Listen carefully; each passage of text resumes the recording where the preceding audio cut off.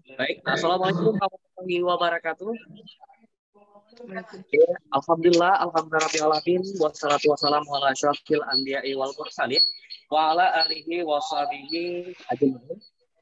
Puji syukur kepada Allah Subhanahu wa taala di mana pada hari ini masih diberikan kesehatan dan kesempatan untuk kita semuanya bisa berhadir dalam kegiatan pendidikan paralegal di tingkat pertama di tahun 2021 yang dilaksanakan oleh Yayasan Advokasi Rakyat Aceh atau YARA.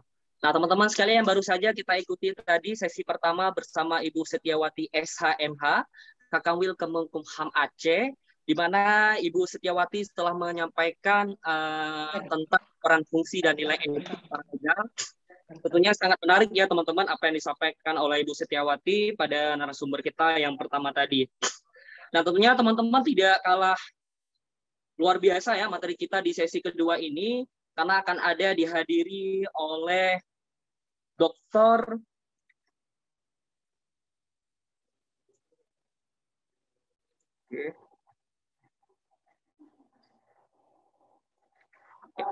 Dihadiri oleh Dr. T. Mutakin Mansur MH, di mana narasumber kita ini berasal dari daerah PD Jaya. Beliau adalah merupakan seorang dosen di salah satu universitas di Aceh, yaitu ada di Universitas Syahkuala. Nah, beliau sendiri fokus mengajar di Fakultas Hukum Universitas Syahkuala dengan mata kuliah yang diampu adalah spesialisasi tentang hukum adat. Nah, tentunya teman-teman sangat berkaitan ya dengan materi kita selanjutnya itu, yaitu akan membahas tentang pengantar hukum rakyat. Yang tentunya ini sangat penting bagi teman-teman paralegal bagaimana memahami tentang hukum rakyat sebelum teman-teman melaksanakan suatu kegiatan advokasi bersama dengan teman-teman YARA nantinya tentunya teman-teman. Nah, sedikit saya informasikan bahwasanya Dr. Teguh Mutakin ini adalah merupakan seseorang lulusan dari Fakultas Undang-Undang Universiti Kebangsaan Malaysia pada tahun 2015. Nah, tentunya ini sangat menarik nih teman-teman. Tentunya nanti keaktifan teman-teman juga sangat saya apresiasikan. Ketika ada pertanyaan yang ingin teman-teman tanyakan, tolong dicatat terlebih dahulu, atau nanti bisa disampaikan melalui kolom chat, atau dengan raise hand bisa juga. Tentunya nanti ada pembatasan, karena kita juga keterbatasan waktu ya. Mungkin saya akan membuka pertanyaan, setiap sesinya itu ada 3 penanya, dan di sesi keduanya juga ada 3 penanya nantinya teman-teman. Oke, baik teman-teman, tanpa berlama-lama lagi kita sambut saja Dr. Teguh Mutakin Mansur MH. Assalamualaikum, Pak. Assalamualaikum warahmatullahi wabarakatuh. Alhamdulillah, udah terkoneksi nih Pak ya? Sudah makasih Pak Saputra. Oke, baik Pak Mutakin, saya persilakan waktu dan tempatnya untuk menyampaikan materinya Pak di hari ini. Baik, makasih. Assalamualaikum warahmatullahi wabarakatuh.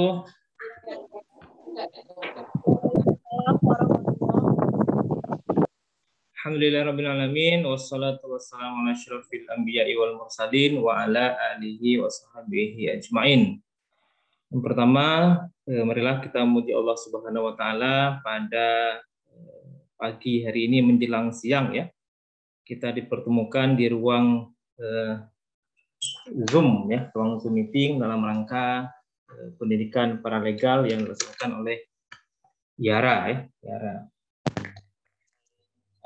Dan salam juga marilah sama-sama kita panjatkan kepada Allah kesampaian kepangkuan Nabi besar Muhammad Shallallahu Alaihi Wasallam. Yang terhormat Ketua YARA Aceh, ya. Kemudian ada juga Pak Muzakir yang mengundang kami, kemudian kawan-kawan YARA Aceh maupun kawan-kawan YARA di daerah. Kemudian yang terhormat juga terima kasih kepada moderator yang sangat luar biasa Pak Saputra.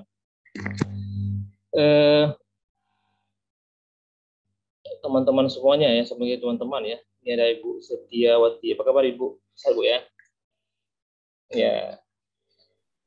Luar biasa tadi Ibu sudah menjelaskan sangat banyak ya mengenai pengantar untuk paralegal ya. Saya dengar sedikit di ujung ya. Dia luar biasa. Saya kira ini menjadi dasar bagi teman-teman paralegal ya, menjadi kuat di lapangan gitu ya. Jadi ada dasar hukumnya dalam mereka mengadvokasi, saya kira, kepentingan hukum ya. Oke, baik, yang terhormat, yang saya sangat banggakan juga, Ibu Bapak semuanya, kawan-kawan yang mengikuti kegiatan pendidikan dan pelatihan paralegal tingkat pratama ini ya. Izinkan saya share ya. Jelas ya suaranya, jelas ya? Ya, jelas Pak. Jelas Pak. Baik, baik, terima kasih. Izin ya, saya share materinya sedikit ya.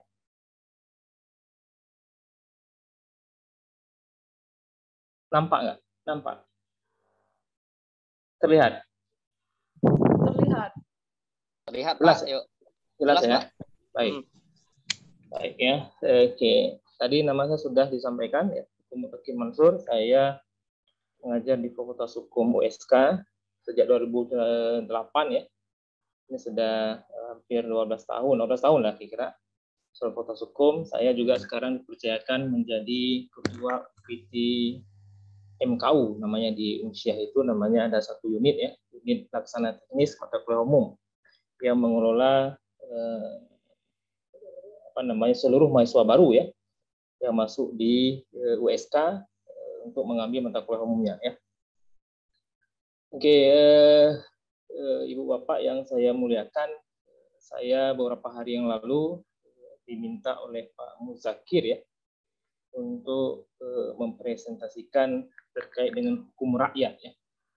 Respon saya pertama, saya bilang ngeri-ngeri sedap ini ya, ngeri-ngeri ya. Istilahnya hukum rakyat ya. Hukum rakyat ini luar biasa, tema yang diangkat ya. Meskipun nanti kita coba lihat apa sesungguhnya hukum rakyat yang dimaksudkan ya. Apakah ini hukum rakyat? Inikah hukum rakyat yang kita maksudkan, Bapak? Apa kita lihat ini? Ini sebuah fenomena yang terlihat yang juga dipraktekkan oleh rakyat. Apakah ini hukum rakyat? Atau apakah ini hukum rakyat? Pasang remaja dibandingkan ayat comberan. Ini Aceh pasti ya. Comberan ya. Bagaimana juga sudah sangat banyak kita tahu ya. Kasus muda-mudi ya. Dibandingkan ayat comberan. Apakah ini hukum rakyat? Nah, atau seperti ini. Nah, ini tentu sudah sebuah forum ya dalam rangka penyelesaian sengketa. Ini salah satu ilustrasi yang saya ambil di KMA ya. Dulu saya menulis ya di majalah JKMA ini yang judulnya Peradilan Adat Mukim di Aceh. Ini kebetulan ilustrasi ini ada di tulisan yang saya tuliskan itu. Saya kutip saja. Baik Ibu Bapak semuanya, mari kita langkahkan ya beberapa hal lagi untuk kita diskusikan ya.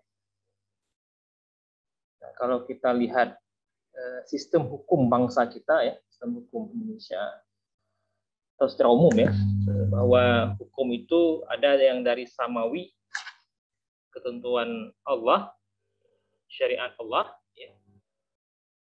Islam, ajaran Islam, kemudian ada dari ardi, duniawi, karya manusia, karya cipta manusia.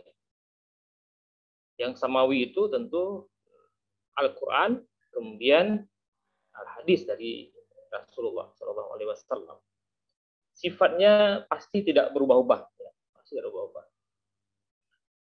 Kemudian dari duniawi di Indonesia dikenal dengan civil law, ya, atau hukum yang dikodifikasikan, ya, di mana yang diakui adalah hukum yang berada dalam peraturan perundang-undangan. Kuatnya di situ, ya. Meskipun dalam prakteknya nanti kita akan lihat. Ya. Kemudian common law, ya, seperti di Malaysia, di Inggris, ya, presiden atau putusan hakim ya menjadi kekuatan utama. Jadi setiap putusan hakim itu menjadi jurisprudensi bagi hakim lainnya untuk menjadi pegangan ya dalam memutuskan perkara-perkara yang diajukan kepada hakim lain. Sekarang fenomenanya adalah ada social change, jadi perubahan sosial. Maka di dalam sistem hukum yang dikenal sekarang ada teori yang menyebut dengan mixed legal system, percampuran sistem hukum. civil law, dan common law. Ya. Common law juga nanti identik dengan hukum adat sebetulnya. Ya, cepat ya. Mixed legal system itu di percampurannya sekarang, civil law misalnya, ada undang-undang, ada konstitusi, ada undang-undang tertulis. Sumber hukum tidak tertulis, hukum adat, jurisprudensi. Di Malaysia tunduk pada pelembagaan. Pelembagaan itu undang-undang ya, undang-undang dasar. Ada juga undang-undang syariah di sana. Enactment, kemudian di Malaysia, kalau Indonesia 4 tahun lebih. Namanya itu di tempat kita namanya perda atau setingkat dengan kanun ya. Kemudian ada sejumlah peraturan perundangan. Nah, ini mau kita sebutkan bahwa inilah terjadi mixed legal system di mana yang seharusnya di Malaysia itu tunduk saja dia pada perusahaan-perusahaan hakim ya, tidak merujuk pada undang-undang, tapi juga dalam kenyataannya sekarang merujuk pada undang-undang. Di Indonesia tidak hanya tunduk kepada undang-undang, tetapi dalam kenyataannya juga kita tunduk kepada hukum adat. Nanti kita akan lihat di mana apa namanya muaranya ya, atau asal mulanya di mana. Nah, dari sini ternyata ya. Jadi sistem hukum Indonesia itu sesungguhnya ya, meskipun kita tadi sebut civil law, tapi kita sebetulnya menganut pluralisme hukum atau yang disebut dengan legal pluralism. Kenapa demikian? Pertama, bangsa kita itu hadir atau lahir ya, sebagai bangsa bukan atas satu suku bangsa, bukan satu agama, tetapi dari berbagai suku bangsa dan berbagai agama. Nah, kalau hanya mengikuti pada ketentuan kodifikasi saja, tentu nanti di dalam prakteknya akan susah. Susahnya apa? Karena kita berbeda-beda kaum, yang tentu dari kaum berbeda-beda itu sudah pernah menganut sistem hukum lain sebelum datang hukum Indonesia, yang nanti hukum Indonesia juga berafiliasi pada awalnya dengan hukum Belanda. Dan malah sebagian besar ya, hukum Belanda hingga hari ini juga masih diterapkan. Di antaranya adalah strafrecht, hukum pidana, ya, itu KUHP itu masih hukum Belanda. Kemudian bergelik wetboek atau hukum perdata itu masih hukum Belanda. Namun dalam prakteknya juga Indonesia memiliki perkembangan sebagian besarnya dimuat di dalam undang-undang lain ya, seperti hukum perkawinan itu Islam ya, muncullah dia KHI, prinsip hukum Islam. Jadi kalau tidak diatur demikian, maka yang tadi kita berbeda-beda tentu akan berkonflik ya, antar satu suku dengan suku lain, antar satu daerah dengan lainnya, karena tidak mengakomodir sumber-sumber hukum yang hidup di tengah masyarakat. Ya. Nah, Prof. Nyoman itu yang mengatakan, ya, bagaimana tadi kita sebutkan sebagai hukum rakyat ya. Dari perspektif antropologi dapat dijelaskan bahwa hukum yang ternyata berlaku dalam masyarakat selain terwujud dalam bentuk hukum negara, state law, ya, juga terwujud sebagai hukum agama, religious law, hukum rakyat. Nah, makanya hukum rakyat ini menarik ya, kata-kata hukum rakyat, folk law, yang di Indonesia dikenal sebagai hukum adat, customary law. Jadi hukum rakyat itu sebetulnya adalah hukum adat. Tapi nanti kalau Anda pernah belajar di Fakultas Hukum, Anda akan dituntun untuk mendapatkan informasi terkait bagaimana sebetulnya ada kaitan antara hukum agama dengan hukum adat. Kalau nanti dikaitkan dengan teori receptio insi dari Sunok Nugroho ya. Nanti agak panjang itu kalau kita mau cerita itu. Oke, nah kita sudah simpulkan bahwa hukum rakyat yang menjadi judul kita hari ini adalah sesungguhnya adalah hukum adat. Nah, itu kesimpulannya ya. Jadi hukum rakyat yang dimaksudkan adalah hukum adat. Oke, baik. Nah, apa itu hukum adat? Kalau begitu ya, apa itu hukum adat? Nah, kita juga mengenal sebetulnya adat ya, atau adat istiadat ya. Kalau kita rujuk kepada beberapa rujukan ya, ada itu tradition of society, social behavior ya, di perilaku masyarakat, tradisi masyarakat. Dan tidak ada sanksi, tidak ada sanksi. Kemudian hukum adat, Sunok mengatakan ada reh sebagai hukum adat yang sifatnya itu uncodified law atau unwritten law. Tidak dikodifikasikan dan tidak tertulis. Ya, sifatnya. Tapi sekarang mulai berubah ya sifat awalnya ya. Jadi tidak dikodifikasikan, tidak tertulis. Van Vollenhoven mengatakan hukum yang tidak bersumber pada peraturan yang dibuat oleh pemerintah Hindia Belanda atau alat-alat kekuasaan lainnya. Terhar mengatakan keseluruhan aturan yang menjelma dari putusan-putusan fungsionalis hukum serta mempunyai pengaruh yang dalam pelaksanaan yang berlaku secara serta-merta ditaati sebelum nanti. Ini menurut pendapat dari pakar kita. Ya. Tapi hukum adat itu di sini adalah tidak dikodifikasikan, bersifat paksaan, mempunyai sanksinya. Itu bedanya nanti dengan adat. Adat tidak ada sanksi.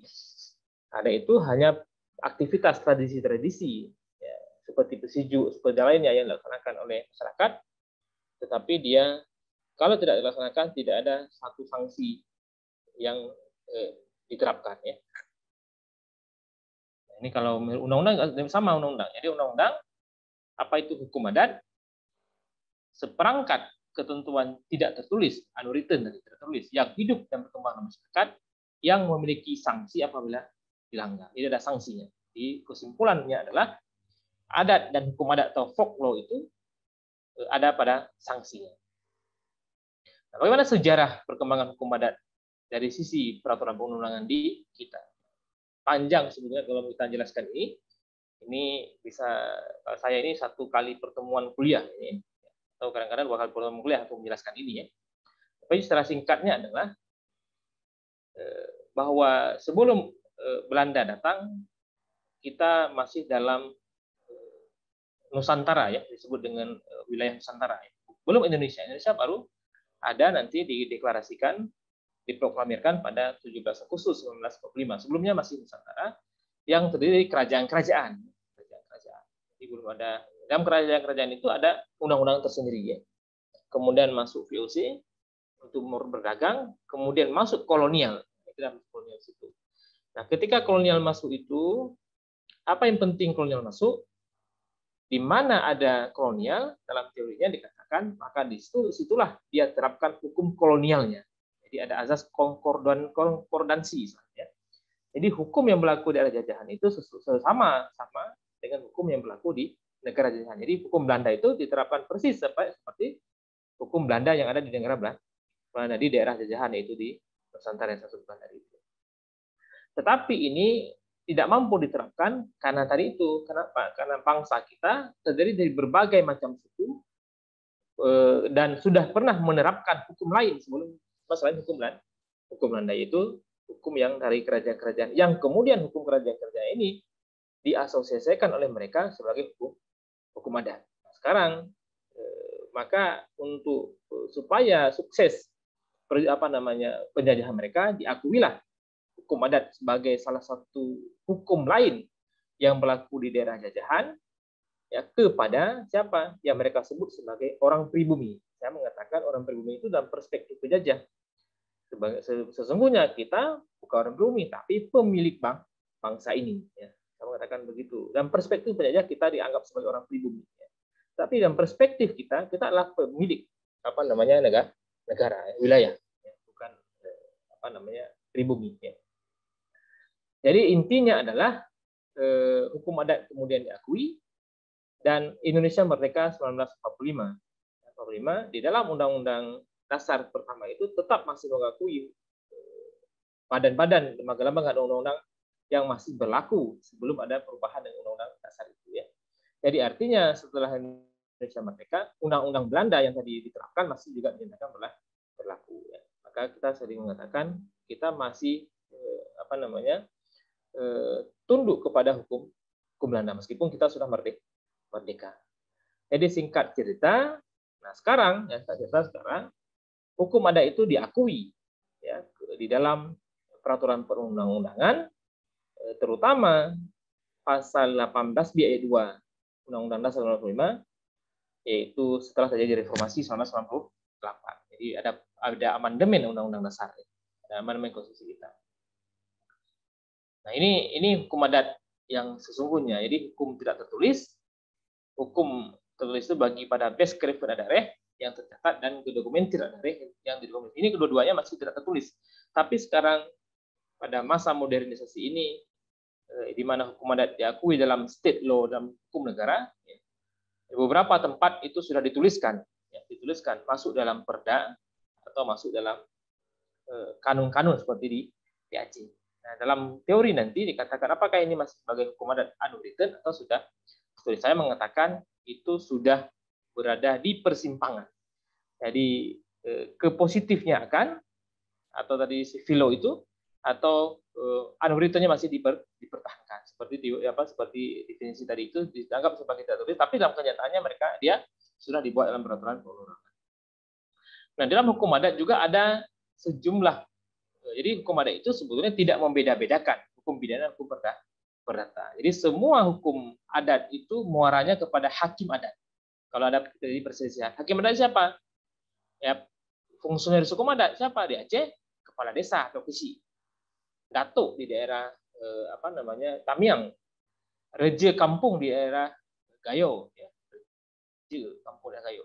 Jadi kepala desa atau visi tempat di kita itu adalah ketua fungsionaris hukum adat, dan dialah yang akan menyelesaikan perkara-perkara kalau terjadi di perkara-perkara di tengah-tengah masyarakat yang sudah diberi kewenangannya atau garis-garisnya perkara-perkara apa saja yang dapat diselesaikan. Jadi tidak membeda-bedakan hukum pidana. Nah, dalam teori lain, konvensi ILO 169 ada tribal peoples, ya, atau masyarakat adat, dan indigenous people, masyarakat pribumi, tadi kita sebutkan masyarakat pribumi. Nah, ini juga nanti akan sangat berkaitan dengan isu masyarakat hukum adat, ya. Masyarakat hukum adat. Nah, masyarakat hukum adat itu adalah sekelompok orang yang hidup secara turun-temurun di wilayah geografis tertentu, memiliki hak asal-usul, ya, leluhur dan atau kesamaan tempat tinggal, identitas budaya, hukum adat, hubungan yang kuat dengan tanah dan lingkungan hidup, serta sistem nilai yang menentukan peran ekonomi, politik, sosial, budaya, dan hukum. Jadi kalau ada masalah hukum di Indonesia misalnya, jadi masyarakat hukum adat ini kalau diajukan ke MK itu dia punya legal standing, ya. Jadi dia sebagai salah satu subjek hukum, ya, yang dapat mengajukan persoalan-persoalan yang dianggap bertentangan undang-undang dan dasar. Jadi bisa mengajukan diri sebagai subjek hukum, ya, untuk beracara atau menggugat ke Mahkamah Konstitusi kalau dianggap ada masalah. Ada masalah sebelumnya terkait dengan hutan adat, ya. Jadi nanti kalau ada ini mungkin bisa kita jelaskan. Nah, tadi saya sebutkan bahwa ini sebelum Undang-Undang Dasar di amandemen di pembagian ini. Tapi sekarang di amandemen ini 18B2 tadi sudah mengatakan negara mengakui dan menghormati kesatuan-kesatuan masyarakat hukum adat serta hak-hak tradisionalnya sepanjang masih hidup dan berkembang sesuai dengan perkembangan masyarakat dan NKRI yang diatur dengan undang-undang. Jadi masyarakat hukum adat itu masih tetap diakui, ya, sepanjang masih hidup dan berkembang. Nah, itu juga diakui oleh HAM, identitas budaya dan hak masyarakat tradisional dihormati selaras dengan perkembangan zaman dan peradaban. Undang-undang HAM juga mengakui, ya, bayangkan. Jadi kadang-kadang kita sering mengatakan ini masyarakat hukum adat ini tidak modern gitu, ya, tidak modern. Bukan pada modern tidak modernnya, kita di Aceh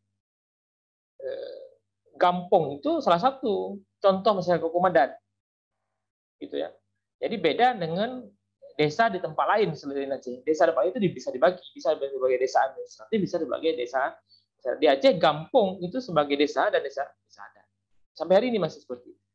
Maka itu ada pengecualian dalam undang-undang desa. Meskipun dalam prakteknya ada sejumlah orang tidak memahami tentang ini sehingga dia dianggap bahwa kita sama dengan desa di tempat lain. Dalam rangka menegakkan hak asasi manusia, perbedaan dan kebutuhan dalam masyarakat hukum adat harus diperhatikan dan dilindungi oleh hukum masyarakat dan pemerintah. Jelas sekali. Identitas budaya masyarakat hukum adat termasuk hak atas tanah adat dilindungi selaras dengan perkembangan zaman. Jelas sekali. Ya. Nah, ada sejumlah peraturan perundangan lain, ini bayangkan. Jadi kita kadang-kadang ya ketika kita jelaskan ini orang baru terkaget ya. Artinya dianggap seolah-olah semua masalah itu akan menuju kepada pengadilan, tidak formal, tidak begitu ya. Jadi meskipun ada pengacara seharusnya bisa juga mendampingi masyarakat hukum adat meskipun tidak beracara. Ada paralegal misalnya tidak beracara di pengadilan formal. Ya, barangkali paralegal bisa juga nanti kalau ada masyarakat bisa mendampinginya. Kalau tidak paham ke Pak Kepala Desa misalnya mendampinginya. Jadi misalnya ke polisi juga misalnya tidak mesti sampai ke pengadilan. Malah sekarang perkembangan hukum kita di Indonesia sekarang kalau Anda ikuti di tingkat kepolisian sudah menerapkan apa yang disebut dengan RJ, Restorative Justice. Di kejaksaan juga sudah menyebut menerapkan Restorative Justice. Di pengadilan juga sudah ada sebetulnya. Kalau perkara masuk pengadilan akan memediasi terlebih dahulu. Itu masuk ke dalam Perma nomor 1 2016 tentang prosedur mediasi di pengadilan. Jadi sebetulnya hukum kita ini sudah berkembang.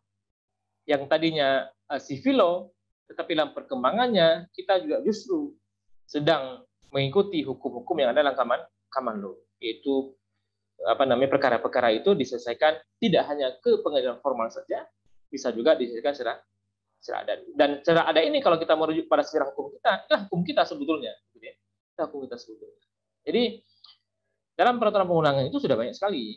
Ada Undang-Undang 30 tentang arbitrase dan APS terbiasa. Ini juga nanti litigasi, non litigasi, apa yang disebut dengan litigasi? Ke pengadilan. Apa non litigasi? Di luar pengadilan. Hakim juga punya hak atau kewenangan harus melihat hukum tidak tertulis. UPA kita sudah ada. Undang-Undang nomor 7 tentang penanganan konflik sosial, perkara tak adat juga disebutkan. Ya, kalau anak-anak bermasalah, ya juga bisa dilakukan istilahnya beda-beda, diversi namanya. Istilah berbeda. Tapi dalam kenyataannya adalah penyelesaian di luar pengadilan. Dan yang terbaru sebetulnya ya selain ini terbaru di Aceh ada namanya KKR ya, Kanun Aceh nomor 17. Jadi hukum HAM atau pelanggaran HAM sekalipun di Aceh dengan kanun yang ada, mekanisme yang ada itu diselesaikan melalui mekanisme adat. Nanti kasusnya bisa-bisa. Kasus mana saja yang bisa masuk ke ini, kasus mana saja yang harus masuk ke pengadilan HAM berat atau HAM ad hoc. Jadi instrumennya sudah luar biasa sudah ada.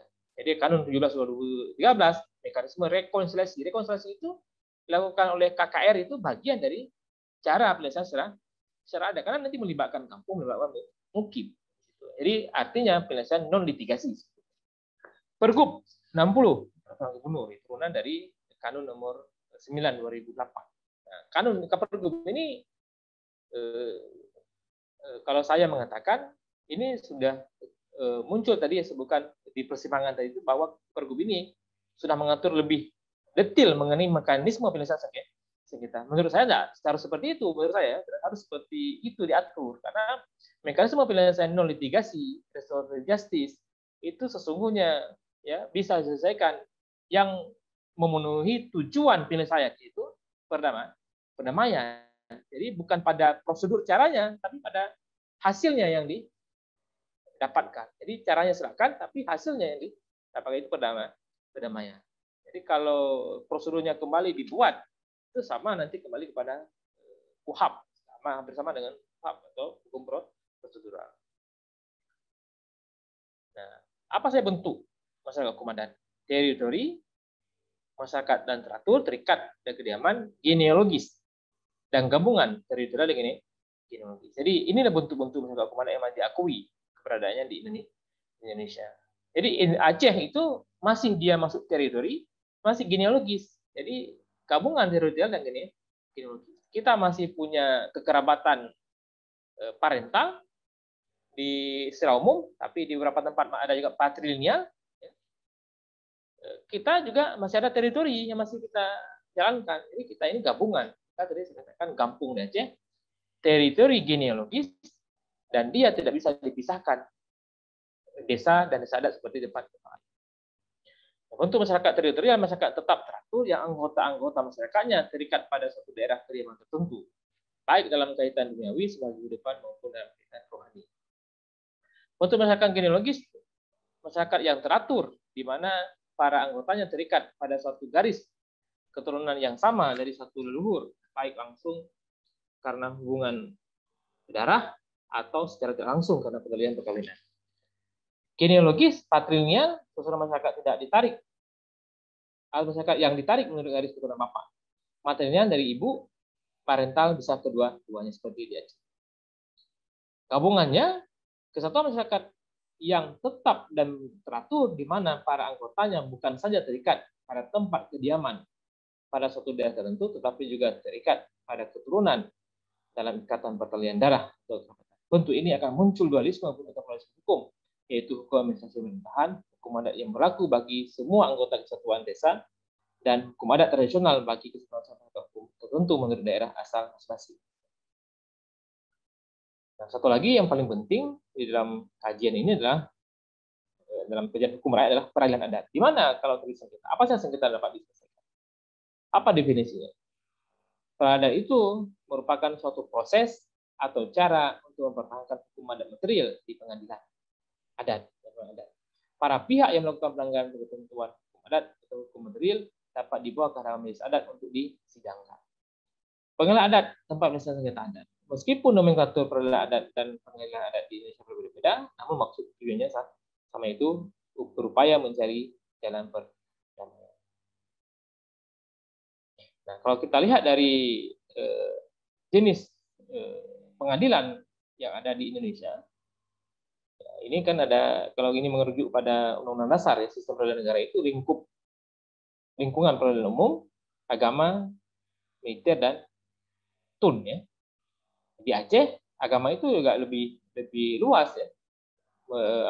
Pertama di nomenklaturnya itu bukan pengadilan agama, tetapi adalah Mahkamah Syariah Aceh dan Mahkamah Syariah Kabupaten Kota. Dari sisi kewenangan juga, jadi ada kewenangan lebih, yaitu Mahkamah Syariah Aceh, Mahkamah Kabupaten Kota itu selain memiliki kewenangan peradilan agama, juga ditambah dengan kewenangan dapat mengadili jarimah yang berkaitan dengan jarimah Islam atau tindak pidana Islam ya. Jadi hukum jinayat ya. Jadi jinayah itu bisa diadili di Mahkamah Syariah. Di tempat lain tidak ada, hanya ada di Aceh.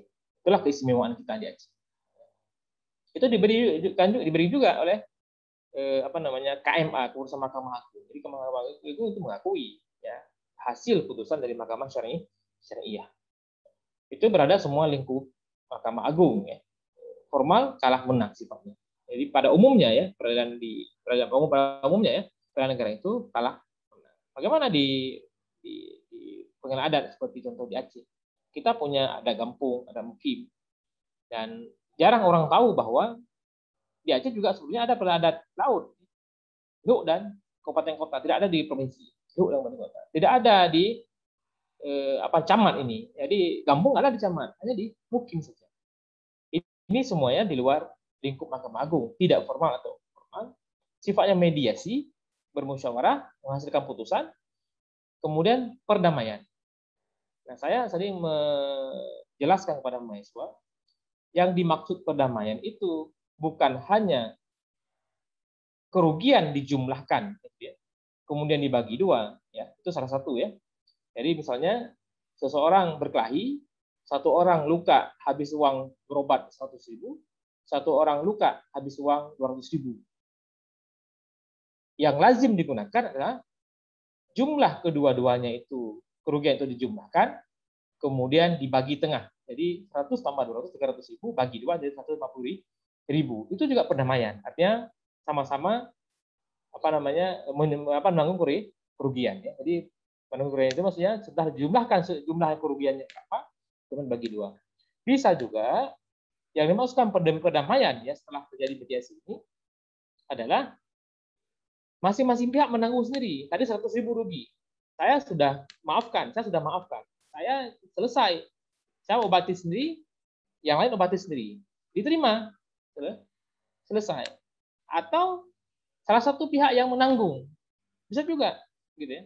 Jadi intinya pada perdamaian adalah, pada mediasi adalah, pada perdamaian adalah bukan kepada jumlahnya, tetapi kepada keikhlasan kedua belah pihak menerima kesepakatan. Maka kalau kita lihat di tengah masyarakat, kok ada begini, kok ada begitu, itu adalah kesepakatan. Keikhlasan menerima kesepakatan itu sesungguhnya.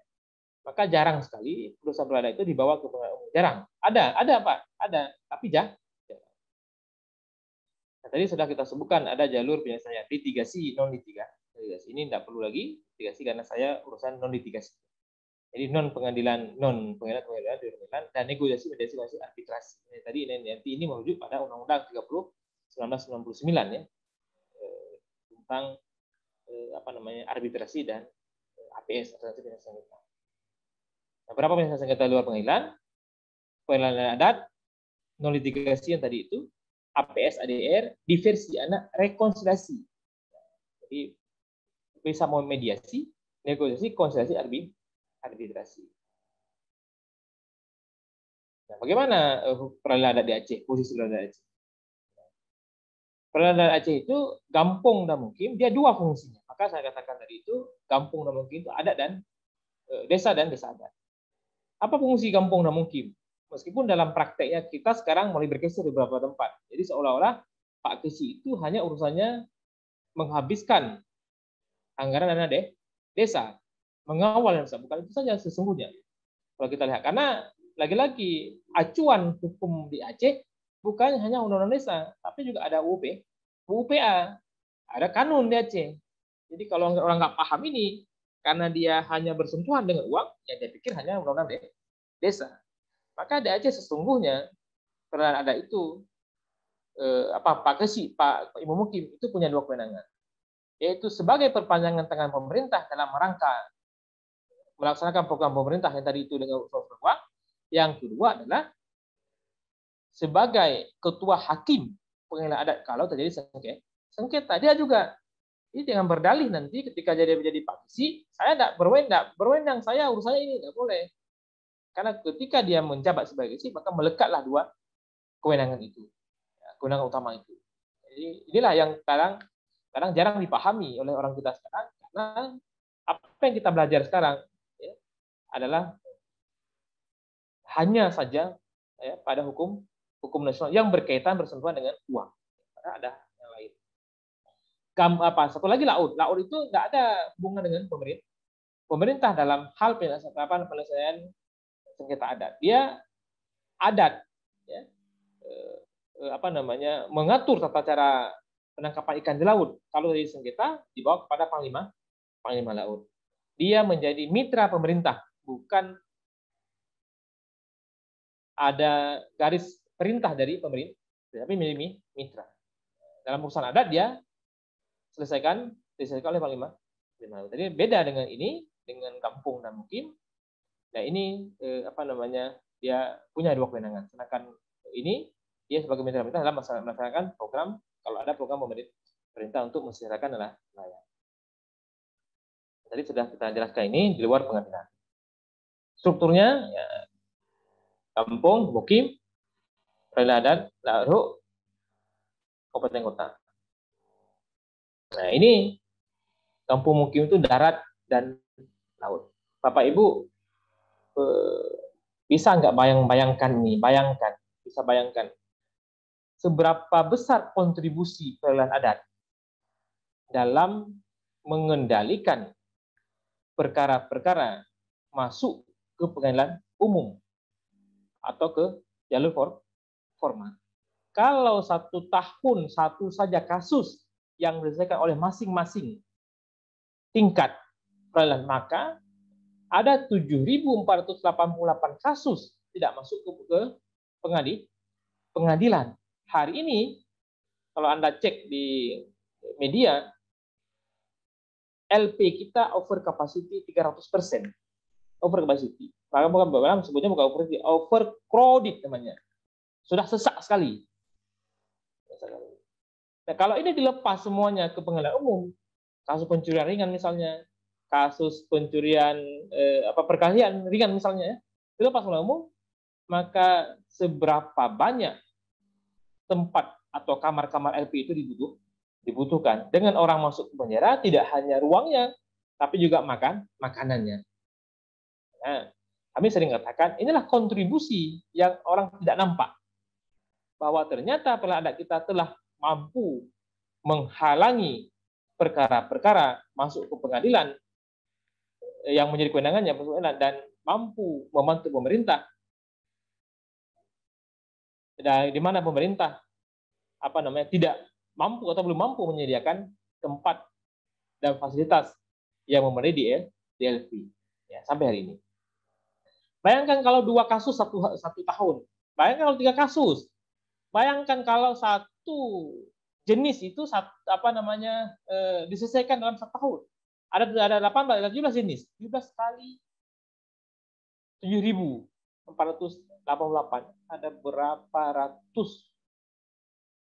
puluh ribu kasus, berapa puluh ribu orang tidak dipenjara.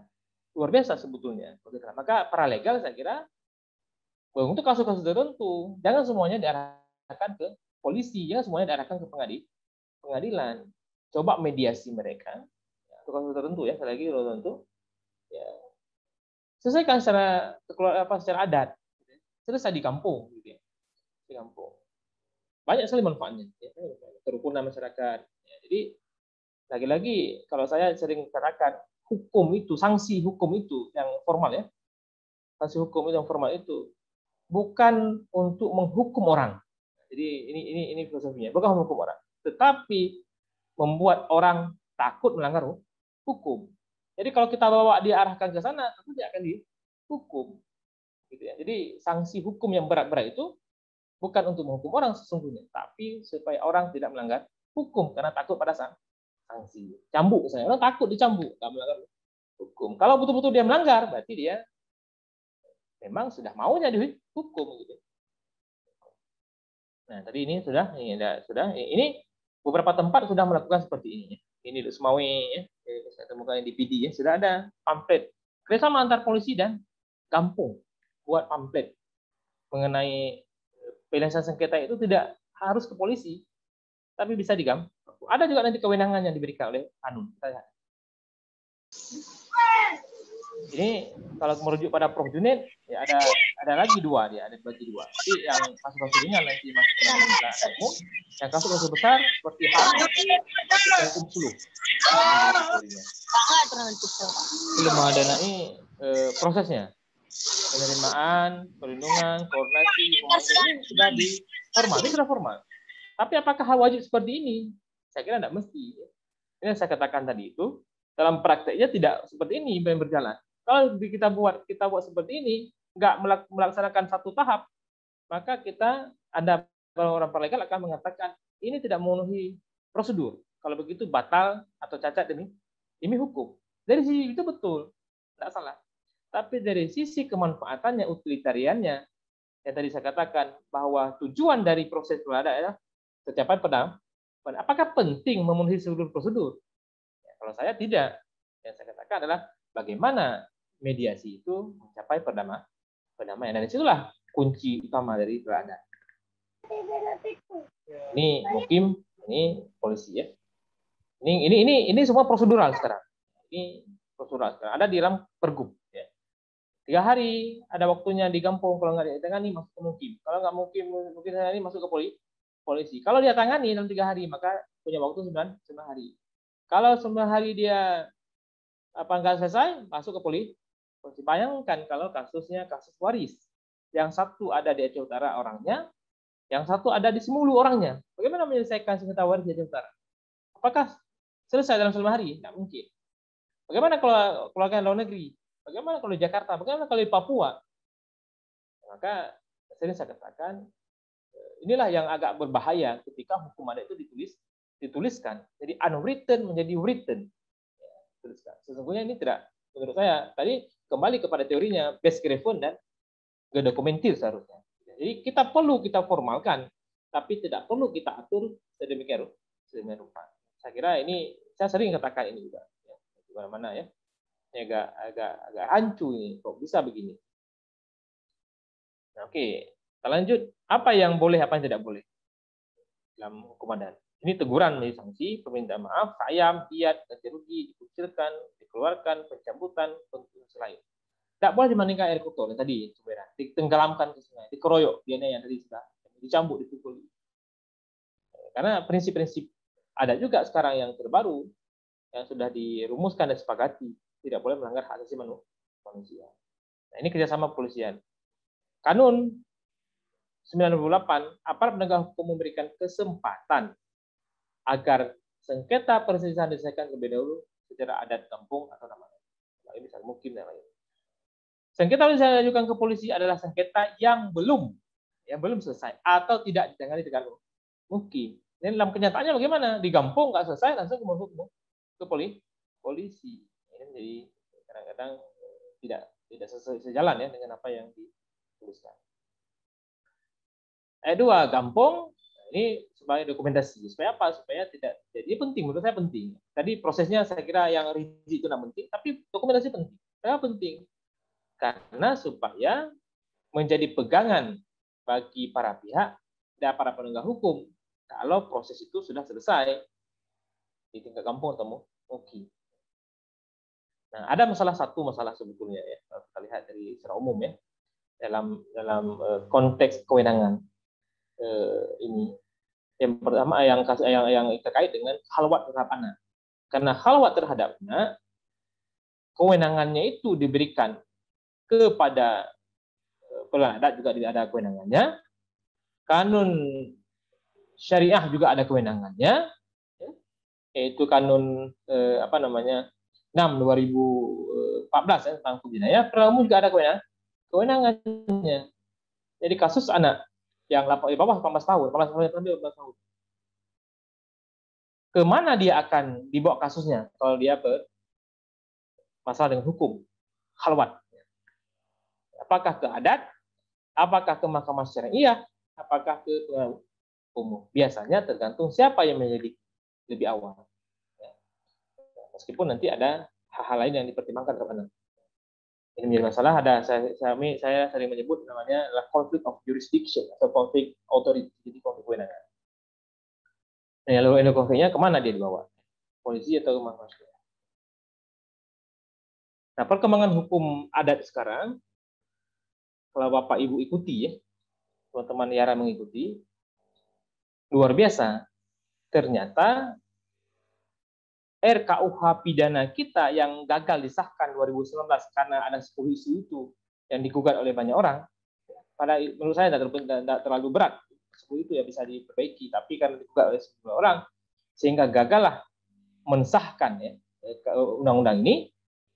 Padahal undang-undang ini secara hukum rakyat itu sudah mengakomodir.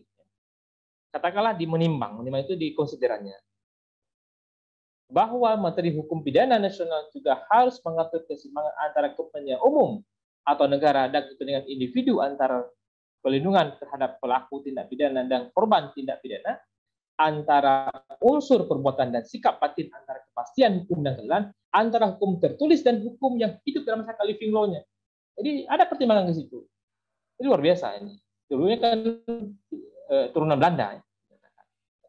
Bahkan dalam pasal 2, ketentuan sebagaimana dimaksud pada ayat 1 ini tentang azas legalitas tidak mengurangi berlakunya hukum yang hidup dalam masyarakat yang menentukan bahwa seseorang patut dipidana walaupun perbuatan tersebut tidak ada dalam undang-undang.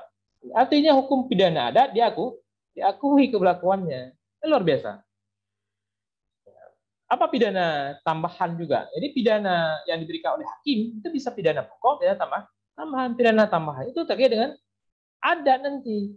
Ada penjemputan hak tertentu, ada pemenuhan kewajiban adat. Salah satunya adalah pemenuhan kewajiban adat. Ini yang kemudian dapat dilihat ya di dalam pasal lain.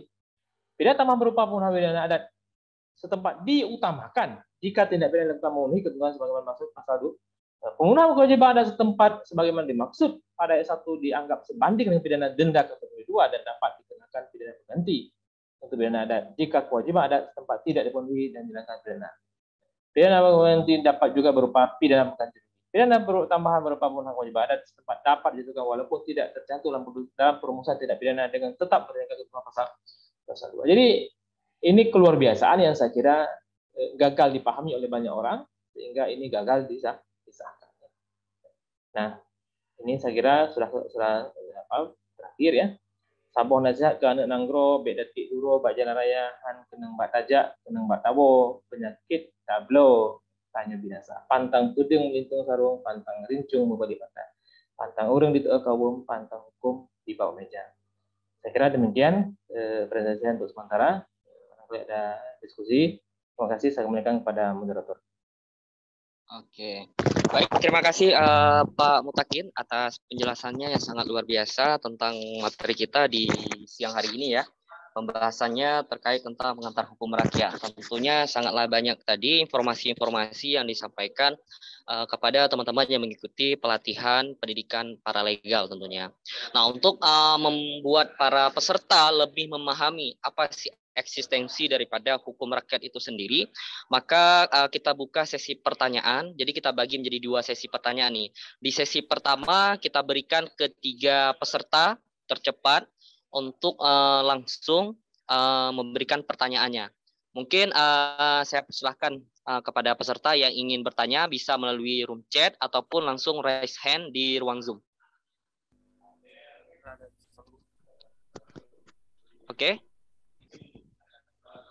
Oke, baik, sebentar. Oke, sudah ada suaranya Pak, silakan Pak. Assalamualaikum warahmatullahi wabarakatuh. Saya Indra. Yang ingin saya tanyakan. Pak, suaranya terlalu kecil nih Pak, bisa lebih besar lagi Pak. Oke. Yang ingin saya tanyakan kepada Pak narasumber. Ya. Mohon maaf suaranya tidak kedengaran. Iya. Yang bertanya silakan suaranya lebih besar lagi. Tes 1. Oke, lebih besar ya Pak. Jadi yang ingin saya tanyakan kepada narasumber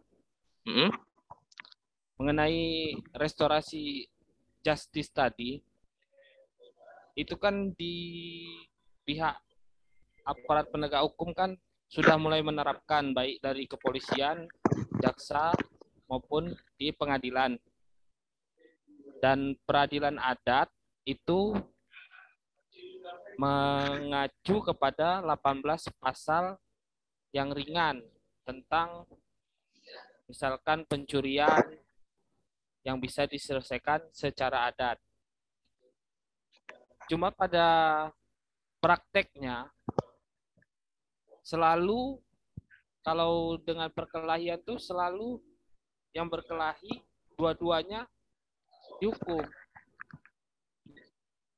Dan peradilan adat kita belum kuat untuk menyelesaikan masalah tersebut, jangan sampai ke ranah hukum atau ke kepolisian.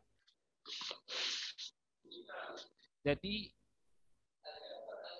yang ingin saya tanyakan, bagaimana kita meyakinkan bahwasanya aparat desa atau kecil itu punya wewenang yang kuat untuk melaksanakan pembatalan atau tidak mengajukan perkara itu sampai ke ranah hukum tanpa ada keraguan-raguan. Itu yang saya ingin tanyakan, Pak. Sekian dan terima kasih. Assalamualaikum warahmatullahi wabarakatuh. Waalaikumsalam warahmatullahi wabarakatuh. Terima kasih. Pak, atas nama siapa nih Pak? Indra dari Simelu. Oh, Indra dari Semelu. Oke. Baik Pak, Pak Mutakin apa langsung dijawab atau kita tunggu 2 pertanyaan lagi? Gimana baiknya? Silakan. Gimana baiknya? Oke, kita tampung aja loh. Kita tampung aja loh Pak. Baik. Saya atau gimana? Oke. Ada lagi para peserta yang ingin bertanya? Oke, silakan Pak. Ya, Assalamualaikum warahmatullahi wabarakatuh. Terima kasih. Waalaikumsalam warahmatullahi wabarakatuh. Pak, lebih besar suaranya sedikit Pak. Baik. Dengar? Halo? Didengar? Oke, dengar. Yuk, dengar yuk. Ya. Silakan. Baik, terima kasih moderator dan terima kasih pemateri dan juga Yara, sangat mengapresiasi kegiatan hari ini ya. Ya. Terima kasih. Nama saya Romi Saputra, asal dari Kabupaten Aceh Timur. Izin Pak, begini. Jadi ada permasalahan di mana masyarakat yang tingkat bawah mereka terjadi mungkin pencurian di sebuah perusahaan yang sangat besar dan luas ya, pencurian sangat besar, yaitu perusahaan BUMN, katakanlah PTP, mereka bercuri. Nah, hasil curian mereka itu dengan mungkin sedikit berapa puluh kilo atau berapa kilo buah tandan sawit, kemudian dengan perkebunan BUMN itu sangat luas. Artinya kalau dikalikan cuma 0,0 sekian persen yang dia curi. Nah, kemudian hal itu terjadi di sekitar perusahaan-perusahaan perkebunan. Kemudian pihak perkebunan melakukan tindakan dengan melapor ke pihak polisi karena mereka mempunyai jaringan khusus, melapor ke pihak kepolisian sehingga mereka masuk ke ranah tingkat Polres misalnya dan masuk ke ranah tingkat pengadilan. Kemudian mereka dihukum dengan kasus pencurian bla bla bla bla. Kalau kita kali dengan hasil pencurian kan sangat sedikit. Artinya harus ada pihak desa yang turun tangan bagaimana ini bisa di tingkat ranah tingkat desa, hukum adat dan sebagainya ataupun perkara-perkara yang misalnya terkait. Nah, kita sebagai paralegal misalnya nantinya apa yang harus kita lakukan? Apakah kita bisa menjemput mereka dengan menghadirkan meyakinkan kecil, kemudian mereka tidak terjerat hukum sesuai aturan yang ada. Karena kalau kita lihat kondisinya kan sangat sedikit yang diambil punya perusahaan tersebut, tapi pidananya sangat besar. Nah, ini terjadi di daerah Indramayu, Alur-Mer, di daerah saya. Nah, ketika masyarakat ini dipidanakan sehingga mereka penuh ke penjara, LP, kemudian artinya kita harus hadir. Dan demikian penjelasan saya sedikit. Bagaimana apa yang harus kita lakukan sebagai paralegal, meyakinkan Geci dan upaya apa yang harus kita lakukan supaya mereka-mereka ini tidak masuk ke ranah hukum sehingga dipenjara 1 tahun dan sebagainya. Demikian mungkin dapat dimengerti Bapak Pemateri atau Presentator. Terima kasih. Assalamualaikum warahmatullahi wabarakatuh. Waalaikumsalam warahmatullahi wabarakatuh. Terima kasih banyak Pak Roni dari Aceh Timur atas pertanyaannya. Baik teman-teman semua para peserta, sebelum kita tutup di sesi pertama ini, apakah masih ada yang ingin bertanya? Karena kita buka 3 penanya di sesi pertama ini.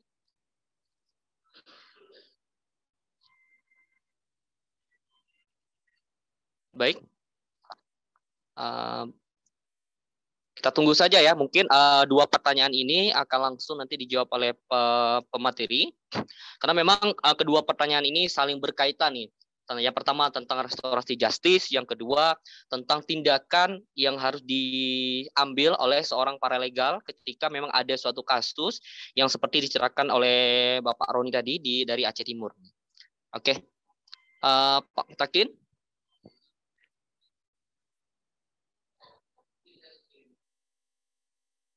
Oke, langsung ya. Oke Pak, silakan Pak. Yuk, silakan. Terima kasih Pak Sutra. Menarik ya pertanyaan di Pak Indra dan Pak Romi ya, di Semulu dan di Aceh Timur ya. Nah, inilah yang tadi di awal saya katakan bahwa kepala desa itu harus kuat, dia memiliki 2 kewenangan gitu kan. Di Aceh 2 kewenangan. Pertama adalah sebagai perpanjangan tangan pemerintah dalam rangka menyukseskan program-program pemerintah. Yang kedua adalah sebagai hakim adat atau sebagai pendamai kalau terjadi sengketa di tengah-tengah masyarakat. Nah, inilah kekhawatiran kami ketika undang-undang desa itu diterapkan dan ternyata kita sibuk dengan mengurus dana saja ya. Karena bukan tak penting ya, penting. Tapi kita sibuk dengan itu.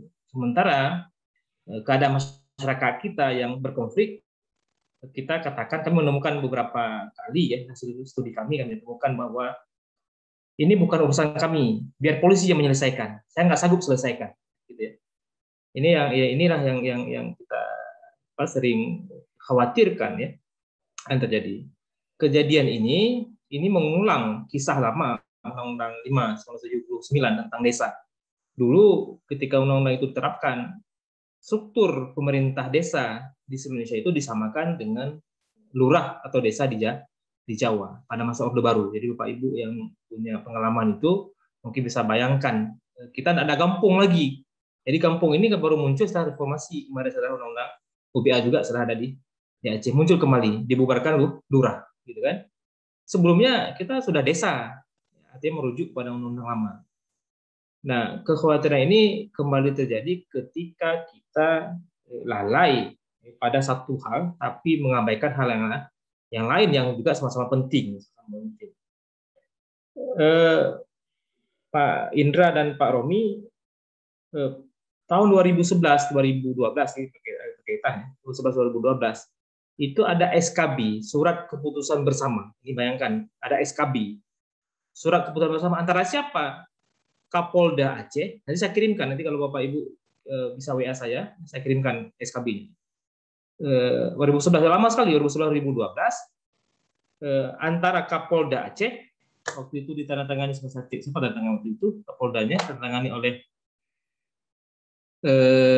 Irjen Pol Dr. Iskandar Hasan, Kapolda Aceh, pada Pak Sulaiman tanggal 20 Desember ya, 2011. Kemudian Ketua MA-nya Pak Badur Zaman dan Gubernur Aceh Pak Irwandi Yusuf. Jadi sudah ada SKB.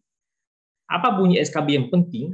Yang penting ya, ingin saya katakan ya, saya sebutkan, ada ini saya buka. Sebentar saya tunjukkan ya. Oke. Sebenarnya tadi hampir sama dengan bunyi dalam Pergub ya.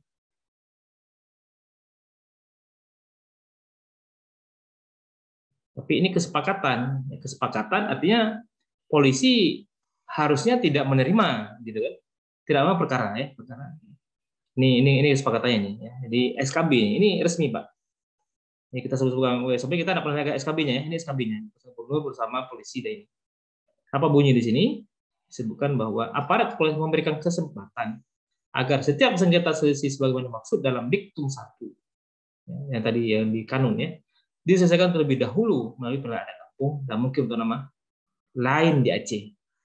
Semua pihak wajib menghormati pelanggaran adat kampung dan mungkin di Aceh. Jadi tidak ada alasan sebetulnya polisi melanjutkan perkara, ya. Apalagi perkara-perkara yang sudah jelas ada dalam Kanun 9/2008 itu ya. Itu. Saya di mahasiswa S2 itu rata-rata polisi jaksa ya, jaksa mahasiswa kami ya. Diskusi juga tentang ini ya.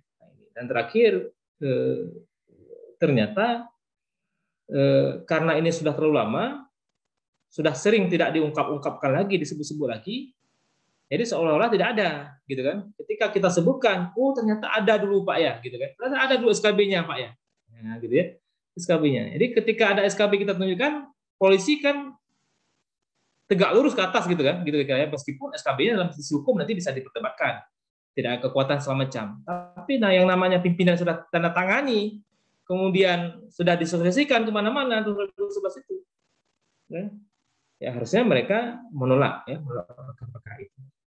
Nah, apalagi juga sekarang yang terbaru ada PK Polri itu tentang penyelesaian sengketa restoratif justice yang dikembalikan kepada masyarakat atau diselesaikan secara kekeluargaan. Nah, Pak Kepala Desa nggak pernah ragu. Kenapa ragu? Kita sudah ada kanun. Nah, ini yang kami temukan di Gayo kemarin. Kami Pak ragu Pak. Kami nggak ada bersam kampung Pak. Bukan nggak ada bersam kampung. Kita tidak memahami hukum sebetulnya, gitu kan? Nah, itulah yang perlu saya kira kawan-kawan paralegal menjelaskan. Bapak Ibu nggak perlu ragu. Kenapa? Kita ada kanun ini. Kanun ini legal. Kanun ini disahkan oleh pembuat undang-undang. Siapa? Di Aceh, DPR dan eksekutif. Jelas sudah ada dan bukan barang baru, sudah 2008, 12 tahun. Dan sudah banyak juga perkara ditempatin ditolak oleh polisi. Mengapa tempat ini diterima? Kecuali ada masalah eksternal, gitu kan? Masalah non itu yang kita, nah, di luar itu. Nah, itulah yang banyak sekarang terjadi. Karena ada kepentingan tertentu, ya, karena ada hal tertentu, ya justru melimpahkan perkara-perkara yang tidak seharusnya dibawa ke mereka diselesaikan. Saya ada penyidik WH, teman ya, kepala penyidik di Aceh ini. Itu kasus khalwat dia kembalikan yang adat, kembalikan ke desa. Enggak dilanjutkan ke, kalau enggak, Bapak Ibu mungkin kita tiap hari melihat orang dicambuk di panggung cambuk. Kalau tidak, gitu ya, sebagian besar dikembalikan. Tapi yang tadi itu, yang 1-2 orang punya pingin prestis namanya dalam ilmu itu namanya prestise. Jadi orang yang punya duit, orang yang punya jabatan, dia pingin menang dalam segala hal, gitu kan? Prestis ya, prestisnya. Ketika ini menang, maka dilakukan berbagai macam cara supaya dia menang. Ketika dia menang, dianggap gagah dia menang, gitu kan? Dulu tahun 2013 ketika saya buat penelitian, sekarang saya sebutkan namanya Ibu Ainal Mardiah, Ketua Pengadilan Banda Aceh sekarang. Beliau di pengadilan selesaikan itu perkara-perkara itu 2 pengadilan. Dia sebutkan, ini Pak, tidak selesai dulu. Di kampungnya mereka maunya ibunya membayar denda kepada seseorang yang sudah melecehkan anaknya. Karena denda nggak mampu dibayar, maka dimasuk ke polisi. Jadi bukan perkara tidak selesai, tapi perkara keinginan orang tua supaya dihukum itu gara-gara tidak memenuhi denda. Ini ke persoalan lain sebetulnya. Jadi ingin saya tegaskan kembali bahwa Pak Indra dan Pak Romi, termasuk kasus Pak Kepala Desa Ragu, kemudian kasus pencurian sawit, kalau dia kategorinya masih dalam kategori 18 kasus itu, kita para mereka bisa jelaskan. Saya nanti kirimkan SKB itu. Jadi siapa saya kirimkan? Coba. Tadi saya mencoba kirimkan di link ini tidak bisa, di chat ini tidak bisa. Karena saya barangkali sudah dikasih co-host ya. Kalau dikasih co-host saya bisa kirimkan langsung ya. Pak Mutakin bisa juga kirim ke panitia. Ke panitia, ke Bang Muzakir. Muzakir ya? Oke. Nanti kita kirim ke grup. Oke, baik. Nah, sekarang saya kirimkan. Jadi kira-kira itu Pak. Jadi kesimpulannya tidak ada dasar sebetulnya lagi ya sekarang ya. Perkara-perkara kecil itu dibawa ke pengadilan. Malah ditertawakan harusnya gitu kan, ditertawakan. Karena perma kita sudah jelas, tadi saya sebutkan restoratif kita polisi sudah jelas, di jaksa sudah jelas. Karena ranah tadi itu mengapa itu bermuara ke sana? Karena perkembangan hukum dan masyarakat kita, tidak hanya kita di dunia juga. Ini kan kita belajar terus ke dunia luar juga. Jadi bukan berarti dengan kita tunduk kepada hukum adat seolah-olah kita terbelakang. Bukan. Justru orang sekarang mengikuti hukum adat kita dengan nama yang berbeda. Ibu Opa mungkin barangkali bisa cek mana lebih duluan hukum adat kita sudah sebutkan tadi sebelum Belanda datang dengan istilah restoratif justice yang dikembangkan oleh internasional. Lebih duluan kita. Mana lebih duluan APS atau penyelesaian kita di Undang-Undang 1999 dengan penyelesaian kita selesaikan. Namanya beda-beda, prakteknya sama sebetulnya. Yang diharapkanlah musyawarah perdamaian yang tidak ke litigasi. Kan gitu-gitu aja kuncinya. Apakah restoratif justice, apakah arbitrase kan juga bukan pengadilan, tapi ada orang lain sebagai mediator, sebagai arbiter ya, yang memediasi perkara, tapi bukan orang pengadilan. Artinya, tapi pengakuannya, tapi kekuatannya sama putusannya dengan putusan pengadilan. Diakui dalam Undang-Undang 39 tadi, 30 tadi saya sebutkan. Jadi saya kirimkan ya ke Pak Muzakir ya, nanti mungkin di-share-kan di satu grup, SKB-nya saya kirimkan. Jadi ya begitu Pak. Ya terima kasih banyak Pak, udah di-share ke grup. Ya, salah. Oke. Baik, terima kasih Pak Mutakin tadi sudah menjawab 2 pertanyaan dari teman-teman yang mengikuti pendidikan paralegal pada hari ini. Mungkin ini teman-teman sudah jelaskan ya, sangat jelas, juga sudah diberikan referensi terkait bagaimana sih tentang penyelesaian kasus yang terjadi yang seperti teman-teman ceritakan tadi, termasuk sudah di-share tentang SKB Gubernur Aceh yang baru saja kita share. Mungkin ini bisa dipelajari lagi nanti di ruang grup WhatsApp ya. Baik teman-teman, ini di sesi terakhir kita, apakah masih ada yang bertanya sebelum sesi ini kita tutup? Ya, terima kasih atas kesempatan terakhir. Saya Ismail Abda, masih dari Aceh Timur. Ya, oke. Saya mau bertanya, Pak. Izin Pak, suaranya kurang jelas ini. Ya, halo. Ya, oke, yuk.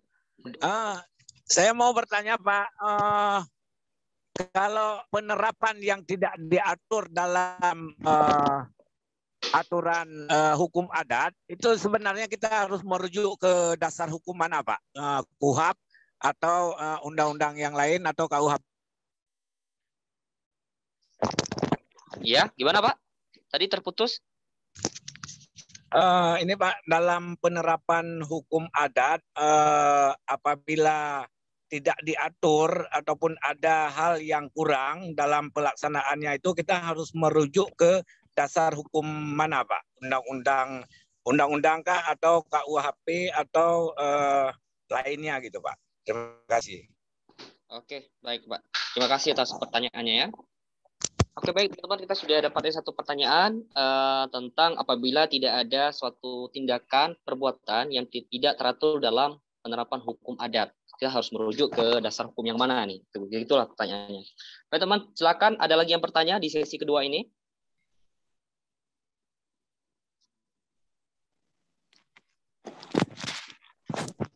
Ya, Assalamualaikum warahmatullahi wabarakatuh.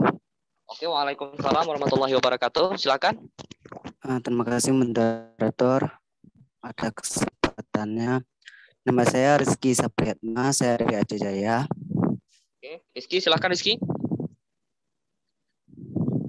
Ya, yang ingin saya tanyakan yaitu tentang keberadaan hukum adat yang tidak tertulis. Terus? Sejak adanya keberadaan kanun di Aceh, yaitu kanun kampus segala macam, sehingga pada prakteknya masyarakat tidak mempercayai lagi keberadaan hukum, yaitu hukum adat yang tidak tertulis. Sehingga di dalam peradilan adat, yang menjadi ketua pengadilan tidak berani memutuskan suatu perkara yang hukum adatnya tidak tertulis. Seperti itu. Sehingga pengadilan adat hanya bisa untuk memfasilitasi atau memediasinya saja, sehingga tidak ada keputusan yang mutlak, gitu, seperti itu. Nah, bagaimana fenomena tanggapan dari narasumber terhadap fenomena yang seperti ini yang ada di masyarakat? Baik, Rizky. Oke, terima kasih Rizky. Saya terima kasih. Assalamualaikum warahmatullahi wabarakatuh. Waalaikumsalam warahmatullahi wabarakatuh. Nah, teman-teman, kita baru saja mendengarkan pertanyaan dari saudara Rizky ya, dari Aceh Jaya. Mungkin tuh satu pertanyaan terakhir di sesi kedua ini. Pada teman-teman yang ingin bertanya lagi, kami persilahkan.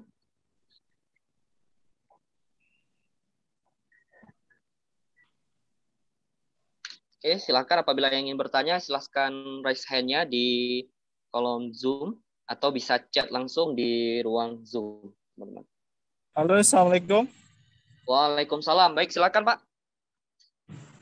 Ya, saya Nazarudin dari Luxmawe. Siapa? Nazarudin dari Luxmawe. Oke, silakan Pak Nazarudin.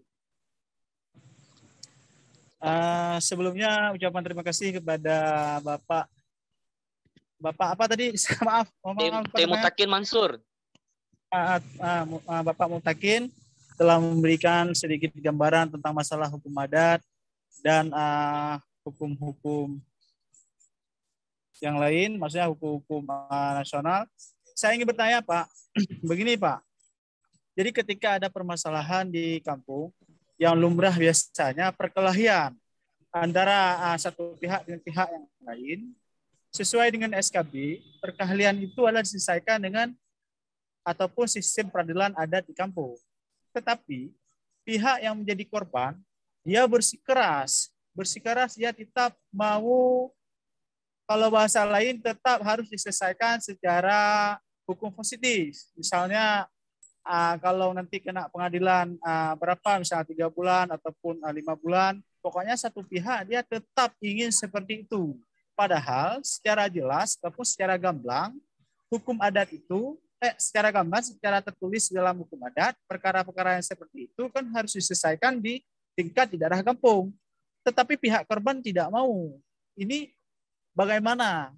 ataupun bagaimana secara posisi kita secara paralegal kita berikan solusi yang bagaimana kepada pihak korban yang ngotot bersikeras kasus ini harus ditindaklanjuti ke tingkat pengadilan. Ini Pak, bagaimana nih Pak? Sekian, terima kasih. Oke, baik. Terima kasih Pak Nazarudin dari Loksmawe ya tentang pertanyaan tadi. Baik, kita sudah ada 3 pertanyaan ini di sesi terakhir kita ini. Ini sekaligus menjadi penutup bagi sesi kita di siang hari ini. Dan tentunya teman-teman setelah sesi kedua ini kita akan ada sesi ketiga ya. Sesi ketiga di hari ini yang akan nanti materinya disampaikan oleh langsung koordinator paralegal di Yayasan Advokasi Rakyat Aceh.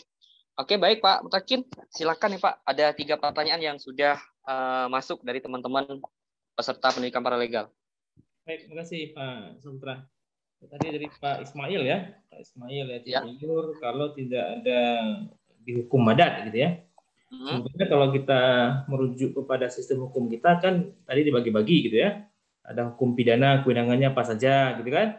Kemudian hukum perdata kewenangannya apa saja, hukum Islam kewenangannya apa saja gitu ya. Jadi di Aceh memang diterapkan 3-tiganya. Jadi kalau saya katakan begini lagi contoh. Di Kanun nomor 6 2014, Kanun nomor 16 tentang hukum jinayah. Bapak Ibu nanti bisa cek di pasal 5. Apa disebut di sana? Subjek hukum yang dapat dikenakan kepada hukum apa yang dapat diterapkan hukum jinayat 1 gitu kan. Yaitu orang muslim ya, orang muslim yang melakukan jarimah di Aceh. Jadi sudah jelas ya, siapa orang muslim, siapa saja orang muslim, tidak mengenal apakah dia orang Aceh apa bukan orang Aceh, tapi melakukan jarimah di Aceh. Karena itu tindak pidana Islam. Yang kedua, orang muslim bersama-sama non-muslim melakukan jarimah di Aceh. Yang muslim sudah pasti tunduk pada hukum Aceh. Yang non-muslim bagaimana? Kalau dia tunduk kepada hukum jinayat, maka dia akan dibawa ke mahkamah syariah. Putusannya bisa dicambuk. Tapi dia bisa pilihan, bisa memilih menundukkan diri namanya. Apakah dia tunduk pada hukum jinayah atau tunduk pada KUHP? Kalau dia tunduk pada hukum jinayah, maka dibawa ke mahkamah syariah. Kalau tunduk kepada KUHP, maka dia akan dibawa ke pengadilan umum. Itu menundukkan diri. Tapi ada dalam praktek yang kami dapatkan beberapa kasus, misalnya kasus terkait dengan khamar, kasus terkait dengan mesir, ya. Itu non muslim itu tunduk kepada hukum jinayah dan mau dicambuk. Kenapa? Karena ternyata setelah dicambuk selesai hukumannya, dia akan kembali kepada keluarganya. Yang ketiga, non muslim yang melakukan jarimah di Aceh yang tidak diatur gitu ya dalam hukum pidana, tapi ada dalam hukum Aceh, tunduk kepada hukum Aceh. Jadi tidak lepas sebetulnya di Aceh ini bisa diterapkan 10 jarimah tadi itu kepada orang muslim dan non muslim gitu. Jadi ini kategori seperti itu. Kemudian selebihnya 18 kasus dari 18 kasus di Aceh. Ini ada kaitannya nanti dengan pertanyaan Pak Rizky ya. Yang tertulis ya. Jadi saya share ini kanun nomor 9 ya, nomor 9. Kanun nomor 9 Pak Rizky dan Pak Ismail itu baca di huruf R.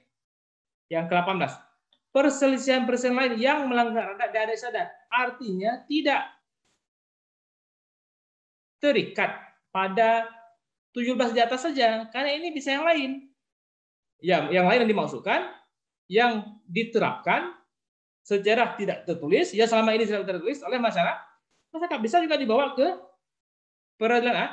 Ada asal saja itu pelanggaran adat atau pelanggaran hukum adat. Ya, jadi bukan yang lainnya, Jadi bukan ada hukum adat.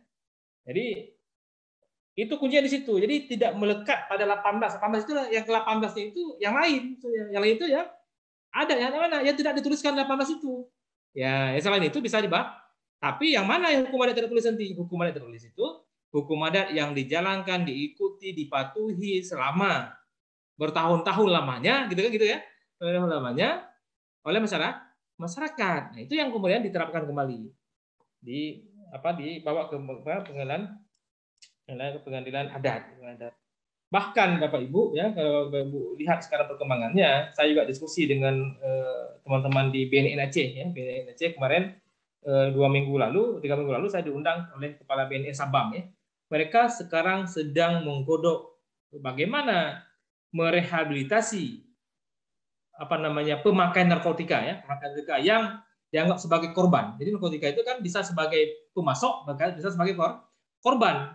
Untuk direhabilitasi, mereka mau kerjasama dengan Gampong. Dalam hal ini penyelesaiannya itu tidak akan dibawa ke pengadilan, gitu kan? Gitu. Jadi sedang digodok sebuah mekanisme rehabilitasi itu bisa dilaksanakan di Gampong. Itu apa? Untuk mereka yang korban narkotika. Korban itu pemakai, gitu kan? Bukan pemasok tetap akan dibawa ke pengadilan. Jadi perkembangan itu luar biasa. Malah dalam prakteknya juga di beberapa tempat yang kita lihat, kasus lalu lintas. Makanya hakimnya harus progresif namanya. Polisinya harus progresif namanya, gitu kan? Progresif itu yang mempunyai pengetahuan, tidak hanya pengetahuan hukum formal, tapi dia pengetahuan hukum masyarakat, gitu ya. Kalau hukum yang progresif, kalau hakim penegak hukum progresif, dia akan kembalikan persoalan-persoalan masyarakat itu pada masyarakat. Tapi kalau hakim kemudian polisi dia hanya saklek kepada KUHP saja, tanpa bergeming dari situ, maka kita katakan dia sebetulnya penegak hukum yang positifis, yang hanya tunduk kepada undang-undang yang tertulis saja, tanpa punya rasa atau sense terhadap keadilan masyarakat. Yang padahal dalam praktik hukum kita sekarang itu, Kapolri sekalipun, Kajati sekalipun sudah membuka ruang untuk melakukan restoratif justice yang kita sebutkan tadi itu. Jadi kasus lalu lintas Bapak Ibu lihat kemana dibawa sekarang? Apakah ke pengadilan, ke polisi, atau polisi membiarkan masyarakat menyelesaikannya? Rata-rata diselesaikan sudah damai oleh keluarga, oleh para perangkat adat, gitu kan? Dalam kenyataannya, seharusnya perkara itu tidak menjadi kewenangan adat, itu perkara lalu lintas. Malah Bapak Ibu coba lihat beberapa kasus meninggal orang sekalipun gara-gara tertabrak, bukan ditabrak, tertabrak nggak sengaja. Itu saya serah dengan ganti kerugian. Nah ini dalam prakteknya, ini kita sedang bicarakan itu di tingkat ini supaya ada diadopsi ya satu norma ya dalam kanun itu supaya lebih tegas ya dalam penuntutannya. Tapi belum. Kalau ada perubahan terhadap kanun ya. Jadi hukum tertulis betul tadi saya sepakat dengan Pak Rizky bahwa seolah-olah yang diatur oleh kanun itu saja yang kita pegang. Makanya saya katakan pikiran kita sudah menuju kepada positivisme. Positivisme itu dalam teorinya disebut oleh Hans Kelsen, dasar pelopornya adalah John Austin gitu ya. Kalau diatur oleh undang-undang itulah disebut sebagai hukum. Kalau nggak ada undang-undang bukan hukum. Itulah beda kita tadi saya katakan di awal, kita ini bukan pengamal mutlak dari positivis ya, tapi kita ini legal pluralism. Ya tadi saya katakan di awal bahwa di samping hukum negara state of law, kita juga mengakui pembelakuan hukum adat, pembelakuan hukum agama. Kenapa? Karena dasarnya kita masyarakat multikultural. Nggak bisa kita samakan antara hukum kita dengan hukum Papua. Berbeda. Jadi itulah cara berpikirnya. Jadi apa harus kita lakukan? Saya kira sosialisasi, minta MA sosialisasi, barangkali begitu ya. Atau tiap-tiap kita para legal itu buat sosialisasi di daerah. Kenapa demikian? Karena kita sudah jelas bahwa tidak ada hal yang dilanggar. Secara formal sudah jelas, secara aturan tidak tertulis sudah jelas. Bahkan konstitusi kita mengakuinya. Itu pasal 18B. Masa kita undang-undang dasar mengakui, kita nggak akui? Bukan kita, bukan undang-undang yang salah. Kita yang nggak paham. Nah inilah yang menjadi lemah. Yang menurut kami, ini ada politik di belakangnya.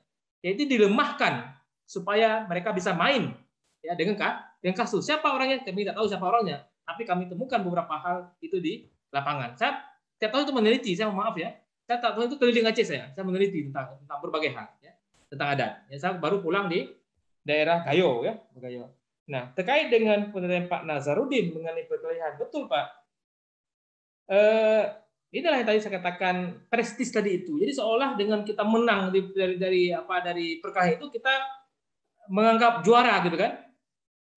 Bapak Ibu perlu saya informasikan, di Sabang pernah salah satu institusi militer di sana itu pukul orang kampung ya, anak-anak kampung lewat di depan markas kita dipukul. Pukul itu berat pemukulannya, gitu ya. Apa yang terjadi kemudian? Mereka tidak bawa ke ranah hukum, tapi diselesaikan secara adat. Komandan, saya cerita ini hasil penelitian ya. 2018 saya datang ke sana, kepala desa di sana itu bercerita, mereka saja itu selesaikan secara adat. Mengapa kita tidak? Bapak Ibu juga boleh lihat juga sekarang fenomena sekarang, Bapak Ibu dicek di mana. Polisi kalau berkonflik dengan masyarakat, apa yang mereka lakukan? Apakah dibawa ke ranah hukum atau mereka pinginnya perdamaian? Kita justru yang gagal paham sekarang tentang hukum kita. Malah mereka pingin seperti kita tidak pingin seperti mereka. Ini yang menurut saya para lega itu menjelaskan kepada para kepala desa. Dana desa kita cukup banyak. Kenapa tidak ada yang alokasikan untuk pendampingan mengenai hukum adat misalnya? Mengapa nggak ada sosialisasi mengenai hukum adat kepada masyarakat? Tidak ada. Bapak Ibu lihat, semuanya fisik, semuanya bermuara kepada keuntungan yang didapatkan. Siapa orangnya? Jangan tidak perlu kita sebutkan siapa. Tapi bermuara ke arah sana. Gitu. Kenapa hal-hal begini yang kita punya sendiri kita tidak semangat menerapkannya? Dulu sebelum konflik kita punya hukum sendiri. Jadi ketika diberikan kita nggak jalankan, siapa salah? Apakah pembuat undang-undang nasional atau kita? Bapak Ibu juga bisa sekarang perhatikan UPA itu seberapa banyak orang nggak perhatikan lagi sekarang. Orang sekarang semua cenderung pada hukum nasional. Padahal di Aceh UPA itulah yang pertama menjadi dasar, baru kita lihat hukum nasional. Ini mindset yang saya bilang, mindset, cara pandang. Cara pandang itu pengetahuan tidak kurang atau belum sampai, gitu ya, belum sampai pengetahuannya. Atau yang kedua sengaja dibuat tidak sampai. Baik pada penegak hukum maupun pada yang lain. Dan kami saling sekali berdiskusi dengan mahasiswa, ya, terutama mahasiswa karena mereka banyak polisi bukan polisi biasa, AKBP kan, begitu kan, yang menjadi pesertanya, ya. Itu kalau saya sebutkan adalah salah satu AKBP itu saya diminta untuk mendampingi tesis beliau, dia tulis tentang adat di Aceh, pernah jadi Kapolres Aceh Jaya. Nah, itu bayangkan, tapi itulah beberapa tempat di polsek itu mereka tidak tersolusikan dengan baik. Maka inilah yang perlu kita jelaskan. Tunjukkan ini SKB-nya Pak, tunjukkan kepada Pak Gesi ini kanunnya Pak. Apalagi kurang kita, apalagi kita yang lemah. Hukum adat kita sudah ada, dasar hukum kita sudah jelas, nggak ada diatur, kita buat kalau itu masih dijalankan kalau misalnya kita. Jadi ingin saya tegaskan kembali bahwa mindset, pengetahuan, kemudian cara pandang kita yang berubah dari cara pandang tradisional kepada seolah-olah kita hukum modern, padahal kita sedang dijajah oleh hukum modern. Itu bicaranya di akademik sebetulnya, bicara kita di ruang kampus. Tapi nggak apa-apa, Bapak Ibu saya lihat ini juga banyak yang senior ini yang bisa kita diskusikan lebih tajam terkait dengan hukum. Saya kira demikian Pak Saputra. Oke, terima kasih Pak Mutakin atas penjelasannya terhadap pertanyaan yang dijawab oleh teman-teman ya, tentunya sudah sangat komprehensif dan juga dibarengi dengan referensi sehingga teman-teman lebih cepat memahami dan bagaimana sih tata cara penyelesaian jika ada kasus yang terjadi di daerah mereka masing-masing. Oke Pak Mutakin, di sesi terakhir ini saya meminta keynote speaker lah untuk closing statement kita di siang kali ini Pak. Silakan Pak. Terima kasih Pak Saputra, terima kasih Pak Dayara yang telah mengundang. Ibu Bapak yang saya muliakan, hukum itu dibuat bukan untuk dilanggar, ke suatu poin ya. Kemudian sanksi itu dibuat bukan supaya orang melanggar, tapi supaya orang takut pada sanksi. Hukum kita itu tidak hanya melegalkan state law, tetapi kita juga punya hukum rakyat yang tadi kita sebutkan sebagai hukum adat. Tinggal lagi bagaimana kita gairahkan kembali hukum adat ini sehingga membumi dengan masyarakat. Hal-hal kecil itu tidak apa diurus oleh pengadilan. Kalau kita bisa selesaikan sendiri, apalagi penjara kita sudah overcrowding namanya ya, sudah melewati kapasitas. Apakah kita tega orang kampung kita masuk ke penjara, padahal penjara nggak muat, justru nanti berkelahi di di penjara. Saya kira teman-teman, ibu bapak perlu mensosialisasikan lebih baik lagi kepada masyarakat, kepada majelis adat di tingkat masing-masing ya, terkait dengan penerapan hukum adat. Bahwa hukum adat itu sudah punya legalnya yang baik, yang bagus, kedudukannya yang bagus ya. Tinggal bagaimana kita jalankan bersama-sama. Saya kira peran para legal ini juga nanti akan membantu ya kepada masyarakat dalam rangka kalau mereka berhadapan dengan hal yang seperti ini. Saya kira demikian Pak Saputra, saya terima kasih sekali atas undangan yang diberikan. Mohon maaf apabila ada kelemahan kekurangan dalam penyampaian saya, ya tentu banyak kelemahannya ya. Ibu Bapak nanti kalau ada bisa bersilaturahmi kembali, nomor HP saya 0852 60 515 644. Di slide belum ada tadi saya lihat ya, di slide saya lupa dari taruh ya. 0852 60 515 644. Saya stay ada di Fakultas Hukum USK. Dan sering jalan-jalan, nanti bisa kita silaturahmi. Saya sering jalan-jalan, kadang-kadang dengan motor, bisa ke Aceh Timur saya baru dengan motor Pak. Ke Aceh Timur itu pakai motor saya. Ke Aceh Timur sampai ke Perla ya. Makasih. Jelas lagi ya. Demikian ya. Mohon maaf lagi. Assalamualaikum warahmatullahi wabarakatuh. Waalaikumsalam warahmatullahi wabarakatuh. Terima kasih banyak Bapak Teguh Mutakin Mansur telah memberikan wejangan-wejangan pengetahuan ya bagi teman-teman yang mengikuti pendidikan paralegal. Semoga ilmu yang disampaikan pada hari ini bisa dikembangkan dan juga diterapkan dalam kehidupan bermasyarakat tentunya. Baik, sesi terakhir nih teman-teman di siang hari ini kita sudah terhubung dengan Bapak Muzakir. Sekaligus inilah materi kita terakhir di hari pertama kita di pelatihan paralegal. Assalamualaikum. Waalaikumsalam. Baik, teman-teman, sebelum saya berikan kesempatan kepada Pak Muzakir untuk memberikan materinya, saya perkenalkan dulu Bapak Muzakir AR adalah merupakan koordinator paralegal di Yayasan Advokasi Rakyat Aceh. Untuk tempat tanggal lahir beliau di Blang Pidi 25 September tahun 1987. Nah, untuk rangka pendidikan beliau menyelesaikan Min Blang Pidi, SMP di SMP 2 Blang Pidi dan SMK 2 Banda Aceh pada tahun 2003 sampai dengan 2006 dan menyelesaikan sarjana hukum dari Fakultas Hukum di Universitas Muhammadiyah. Tentunya sudah banyak sekali pengalaman beliau malang buana di dunia legal hukum lah. Karena saat ini beliau juga sebagai advokat yang berkecimpung dan menyelesaikan seluruh permasalahan-permasalahan yang ada yang saat ini. Mungkin teman-teman saya persilakan Bapak Muzakir atas waktunya dan tepat kami persilakan.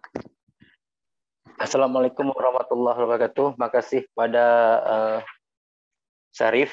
Sudah menjelaskan semua biodata.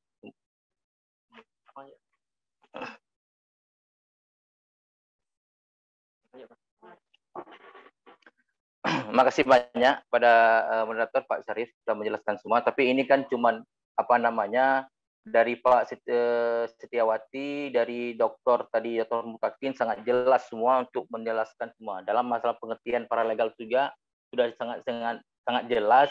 Dan pada Pak Dr. Mutakin tadi masalah hukum adat sangat jelas juga. Ini karena waktu sudah hampir jam 1, sama waktu lah atau setengah jam lah. Karena ini bersamaannya dengan ada juga saya buat PowerPoint-nya, nanti hampir sama juga pengertiannya kan itu.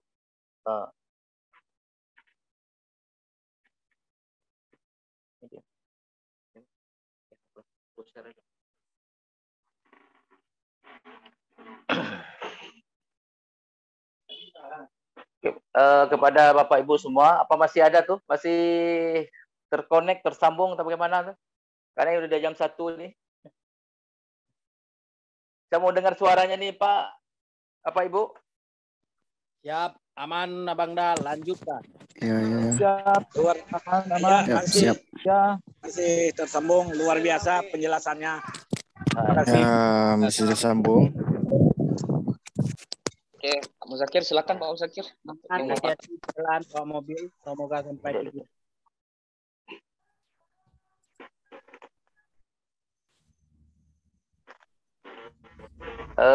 Ini kan ada tadi saya diberi materi definisi paralegal, sejarah dan pendidikan paralegal di beberapa negara kan. Saya rasa itu dari Ibu Setiawati itu sangat jelas tadi untuk menjelaskan masalah paralegal juga, peranan paralegal, pengertian paralegal, ya, tugas dan fungsi paralegal, ya kan? Tugas dan fungsi paralegal sudah juga dinyatakan, sudah dipaparkan oleh Ibu Setiawati, ya kan? Tugas paralegal itu dia, bakti dia apa namanya mendampingi pengacara. Kalau tidak mendampingi pengacara, turun langsung melihat, meneliti apa yang ada kejadian di sekitar kita untuk mendampingi kasus-kasus yang ada di tempat kita sendiri. Gitu. Ini Bapak Ibu ini pasti sudah ngerti lah. Kalau untuk pendampingan saya rasa pasti sangat ngerti sudah semuanya itu dengan masalah pendampingan. Kita semua berpacu kepada peraturan terbaru sekarang, nomor 3 tahun 2001 tentang paralegal dalam pemberian bantuan hukum. Begini, biar jangan ini kita karena waktu sudah sangat terbatas, saya rasa untuk masalah kasus-kasus itu, masalah pendampingan, kita diskusikan saja. Untuk saya berikan waktu kepada nanti saya bilang kita pada moderator, tanyakan saja biar nanti biar lebih ini, karena saya jelaskan itu pasti berulang-ulang karena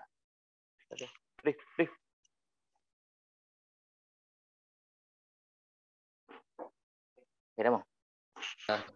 Oke, baik teman-teman, ini sudah saya share di akun yang satu lagi. Inilah materi yang disampaikan oleh Bapak Muzakir pada sesi kali ini. Mungkin Bapak Muzakir pengen dialog interaktif nih dari pemateri yang telah disampaikan oleh dua materi kita, dari Ibu Setiawati dan juga Dr. Teguh Mutakin Mansur MH dari dosen Unsiah tentang pengantar hukum rakyat tadinya. Mungkin kita lebih banyak berdiskusi nih. Silakan bagi teman-teman yang ingin menyampaikan pandangannya nih tentang kegiatan ataupun yang belum paham tentang paralegal ataupun apa fungsinya, bagaimana sih sistem kegiatannya nanti. Silakan dipertanyakan langsung, teman-teman. Ya. Silakan. Assalamualaikum warahmatullahi wabarakatuh. Waalaikumsalam. Ya Pak, silakan Pak ya. Nama saya kembali lagi Romi Saputra ya, dari Aceh Timur. Oh, ngeri ya, Aceh Timur mah luar biasa ya. Luar biasa, alhamdulillah ya. Terutama kita mengapresiasi ya Yara yang hari ini memang alhamdulillah. Kami pikir ini sangat bermanfaat di setiap daerah, desa maupun kecamatan nantinya ya. Terutama kita hadir ingin menjadi calon paralegal melalui Yara ini karena panggilan hati. Panggilan hati luar biasa, alhamdulillah. Akan menjadi swadaya. Nah, namun dalam hal ini menjalankan nanti tugas-tugasnya sebagai paralegal, menjadi pendamping advokat atau Yara sendiri nantinya. Nah, kita kan kita bilang namanya manusia individu ini kadang-kadang butuh penggerakan ya, semangat berupa walaupun ini swadaya panggilan hati tapi dana dan sebagainya. Nah, apakah nanti kita akan juga begitu berjalan, paralegal ini berjalan, kita bisa membantu rakyat yang miskin, tapi dengan sendirinya kita dapat terbantu, artinya sebagai masyarakat individu butuh penggerakan, semangat misalnya gitu, untuk bergerak seperti trampol misalnya, untuk makan dapat sehari-hari, di samping itu bisa kita jalankan dengan sepenuh hati dengan aturan-aturan yang ada. Artinya seperti itu. Nah, mungkin dapat dipahami ya apa maksud dan tujuan dalam hal ini kan gitu. Nah, demikian Bang Da. Luar biasa tadi ya, Pak Riki. Waalaikumsalam. Waalaikumsalam Pak Sarimang, luar biasa. Kalau hal masalah itu bukan saya bilang ini apa mudah atau bagaimana. Inilah karena kan paralegal untuk membantu pengacara. Kebetulan di kita Yara ini hampir semua kabupaten kota ada.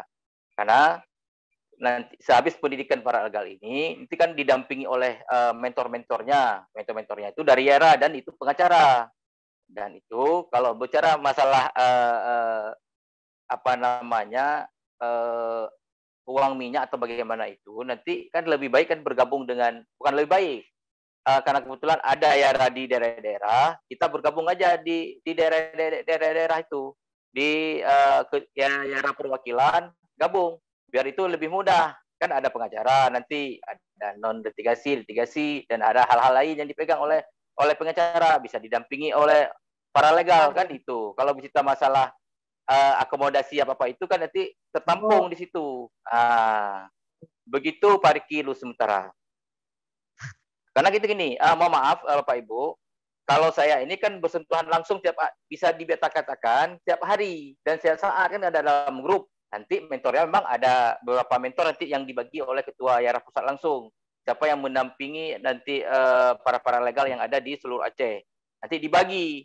Nanti ketua pusat nanti kami duduk kembali untuk mendampingi para legal yang ada di kabupaten kota atau didampingi oleh ketua-ketua YARA di kabupaten kota juga.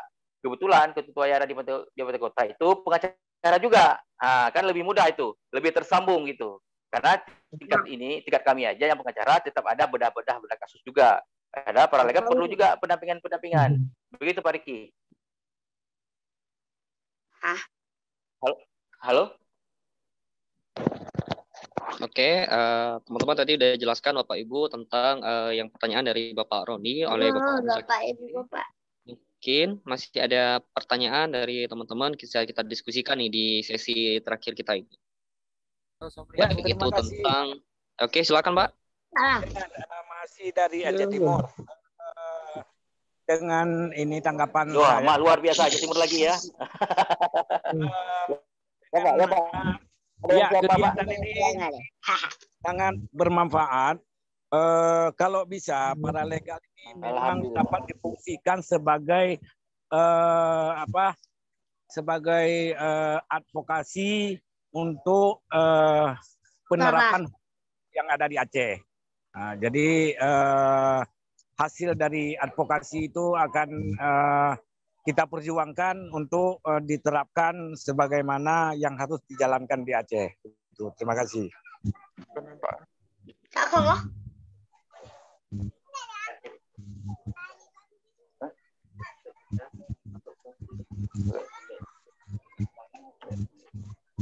Halo Pak, halo ya Bang, halo Pak. Ya halo. Halo Pak. Karena sinyal agak terganggu, gimana bisa diulang nggak tadi? Udah saya tangkap dikit nih, gimana yang dari Aceh Timur begini. Ya Aceh Timur masih begini. Kegiatan ini sangat bermanfaat ya.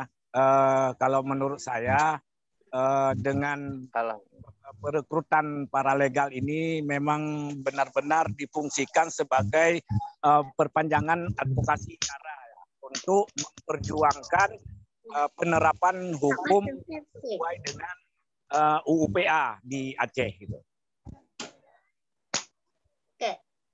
Ya, makasih Bang. Gini, yang saya tanggapi begini.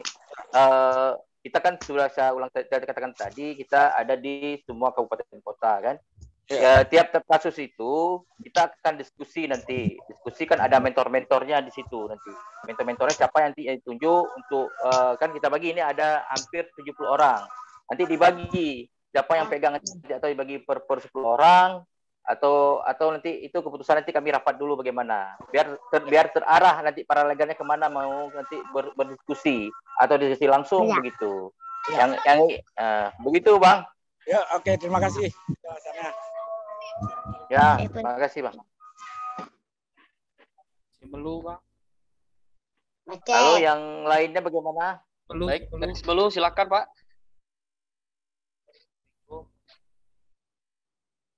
Jadi saya tertarik dengan awal dari pembicaraan Pak Mutakin tadi. Jadi mengenai kalau menurut saya lebih kepada hukum adat atau hukum rakyat tadi yang dapat para legal berperan aktif. Karena itu kan ada kegiatan dilaksanakan. Halo? Suaranya agak kecil sekali. Bisa di ini dikit, kecil sekali. Halo? Halo. Iya. Bagaimana Bang? Maaf, kecil nih, ada sinyal lah tuh. ganggu. Semelu nih kan luar biasa juga semelu.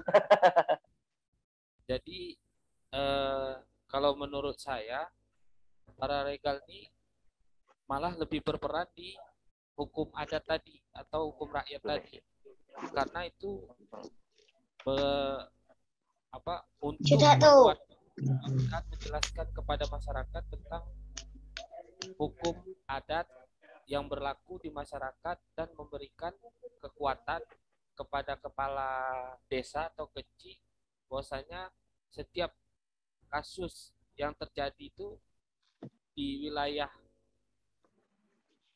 kecil tersebut atau desa tersebut tidak serta-merta harus dilimpahkan ke ranah hukum. Yang ingin saya tanyakan, apakah setelah pelatihan ini ada semacam legalitas yang diberikan sebagai kekuatan kita di lapangan, mungkin seperti SK atau ID card? Enggak. Sehingga kita sebagai paralegal ini bisa lebih leluasa masuk ke tengah masyarakat, masuk ke dalam melaksanakan memberikan belum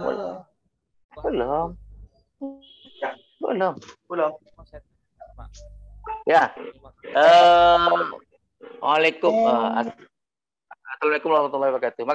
Makasih kepada semulu karena jaringannya sinyalnya agak suaranya kecil sekali, tapi bisa tanggapi tadi. Kalau masalah legalitasnya itu kita nanti itu sudah ada semua dalam peraturan nomor 3 tahun 2001. Itu memang ada nanti sertifikat, ada nanti ID card, itu pasti dikasihkan. Tapi ada pengawasan. Pengawasan itu siapa yang membuat pendidikan paralegal ini ada pengawasan. Kita langsung lapor ke Kementerian Hukum dan HAM nanti. Ada pengawasan per 3 bulan. Itulah nanti ada mentor-mentornya di situ. Dan ID card dan sertifikat tetap kita kasih, tapi ada pengawasan. Pengawasan daripada pengacara. Nanti dikawal sama pengacara. Mentor-mentornya lah gitu. Kalau ID card dan sertifikat tuh dikasih. Begitu Bang. Yang Semulu, makasih Semulu karena suara kecil kali di sana Semulu. Luar biasa ya. Siap. Salam Bauke. Oke. Ya. Baik Bapak Muzakir, mungkin kita berikan 10 menit lagi waktunya karena kan sesi kita sampai dengan jam 12 lebih 30 menit nih. Kita beri 10 menit ya untuk pemateri kita untuk bisa memaparkan eksistensi tentang fungsi paralegal dan juga definisi paralegal itu sendiri. Oke, silakan. Oke, makasih kepada Pak Syarif. Kalau ini fungsi paralegal itu dalam PowerPoint saya sudah sampaikan juga di situ. Mohon maaf ini saya baca dikit di sini. Fasilitas pembentukan organisasi rakyat mendidik dan melakukan penyadaran, melakukan analisa sosial, advokasi, membimbing, melakukan mediasi, bantuan hukum, jaringan kerja, mendampingi masyarakat untuk melakukan aksi terhadap audisi dan demokrasi. Selanjutnya mengkonsep surat-surat membantu pengacara. Itu untuk tugas dan peran paralegal nanti untuk di lapangan lah. Nanti kita tetap kawal dan kita awasi semuanya para paralegal yang ada. Nggak ada mentor-mentornya. Begitu Pak Syarif.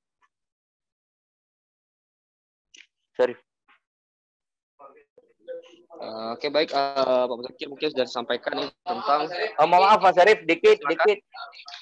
Begini, ini kan ada berapa ini mohon maaf kan masih ada berapa hari lagi ini. Itu kan nanti kita ada beri itu kontrak kerja, nanti mentor akan menerangkan juga dikit untuk masalah tepat waktu dan lain-lainnya lagi nanti. Dan ini mohon maaf, saya harap kepada peserta Bapak Ibu mengikuti nih hal-hal ini semua. Karena itu banyak masih banyak nanti ya. Makasih Pak Syarif. Oke, baik Pak Muzakir. Mungkin di sesi terakhir nih, apa ada yang ingin disampaikan kepada para peserta yang mengikuti pendidikan paralegal nih, sekaligus menjadi closing statement kita dan perjumpaan kita di hari pertama ini, Pak. Silakan. Makasih juga Pak Syarif. Begini, karena kebetulan kan saya kan koordinator, pasti bersentuhan setiap hari bersentuhan kita nanti pasti komunikasi lewat WA atau telepon itu pasti. Nah, saya harap kepada nanti peserta paralegal ini mengikuti baik dan jadi paralegal yang baik dan berkualitas. Begitu, Pak Syarif. Oke, baik. Terima kasih Bapak Muzakir atas waktunya telah memberikan pengetahuan ya tentang fungsi daripada paralegal dan juga tugas-tugas kerja-kerja paralegal yang nantinya mungkin akan bersentuhan langsung dengan Bapak Muzakir selaku koordinator paralegal di Yayasan Advokasi Rakyat Aceh. Baik teman-teman, inilah sesi terakhir kita Bapak Ibu semuanya. Saya Syarifuddin selaku moderator pada siang hari ini mengucapkan terima kasih banyak atas partisipasinya dan juga saya ingatkan kepada seluruh Bapak Ibu dan teman-teman semuanya, jangan lupa besok pagi kita on time di pukul 9 karena akan ada jadwal sebagaimana yang sudah kami sampaikan ya di grup WhatsApp-nya teman-teman sudah kita sampaikan rundown kegiatan dan juga materi-materi terkait pembahasan di hari tersebut. Dan juga kita akan sudah share terkait materi pembahasan pada hari ini. Semoga bisa menjadi bahan bagi pembelajaran bagi teman-teman.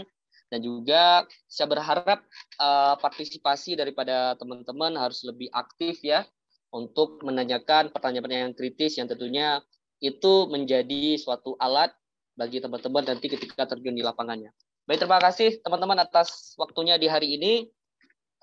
Saya berharap teman-teman tetap continue untuk mengikuti kegiatan ini sampai ke tanggal 9 November 2021.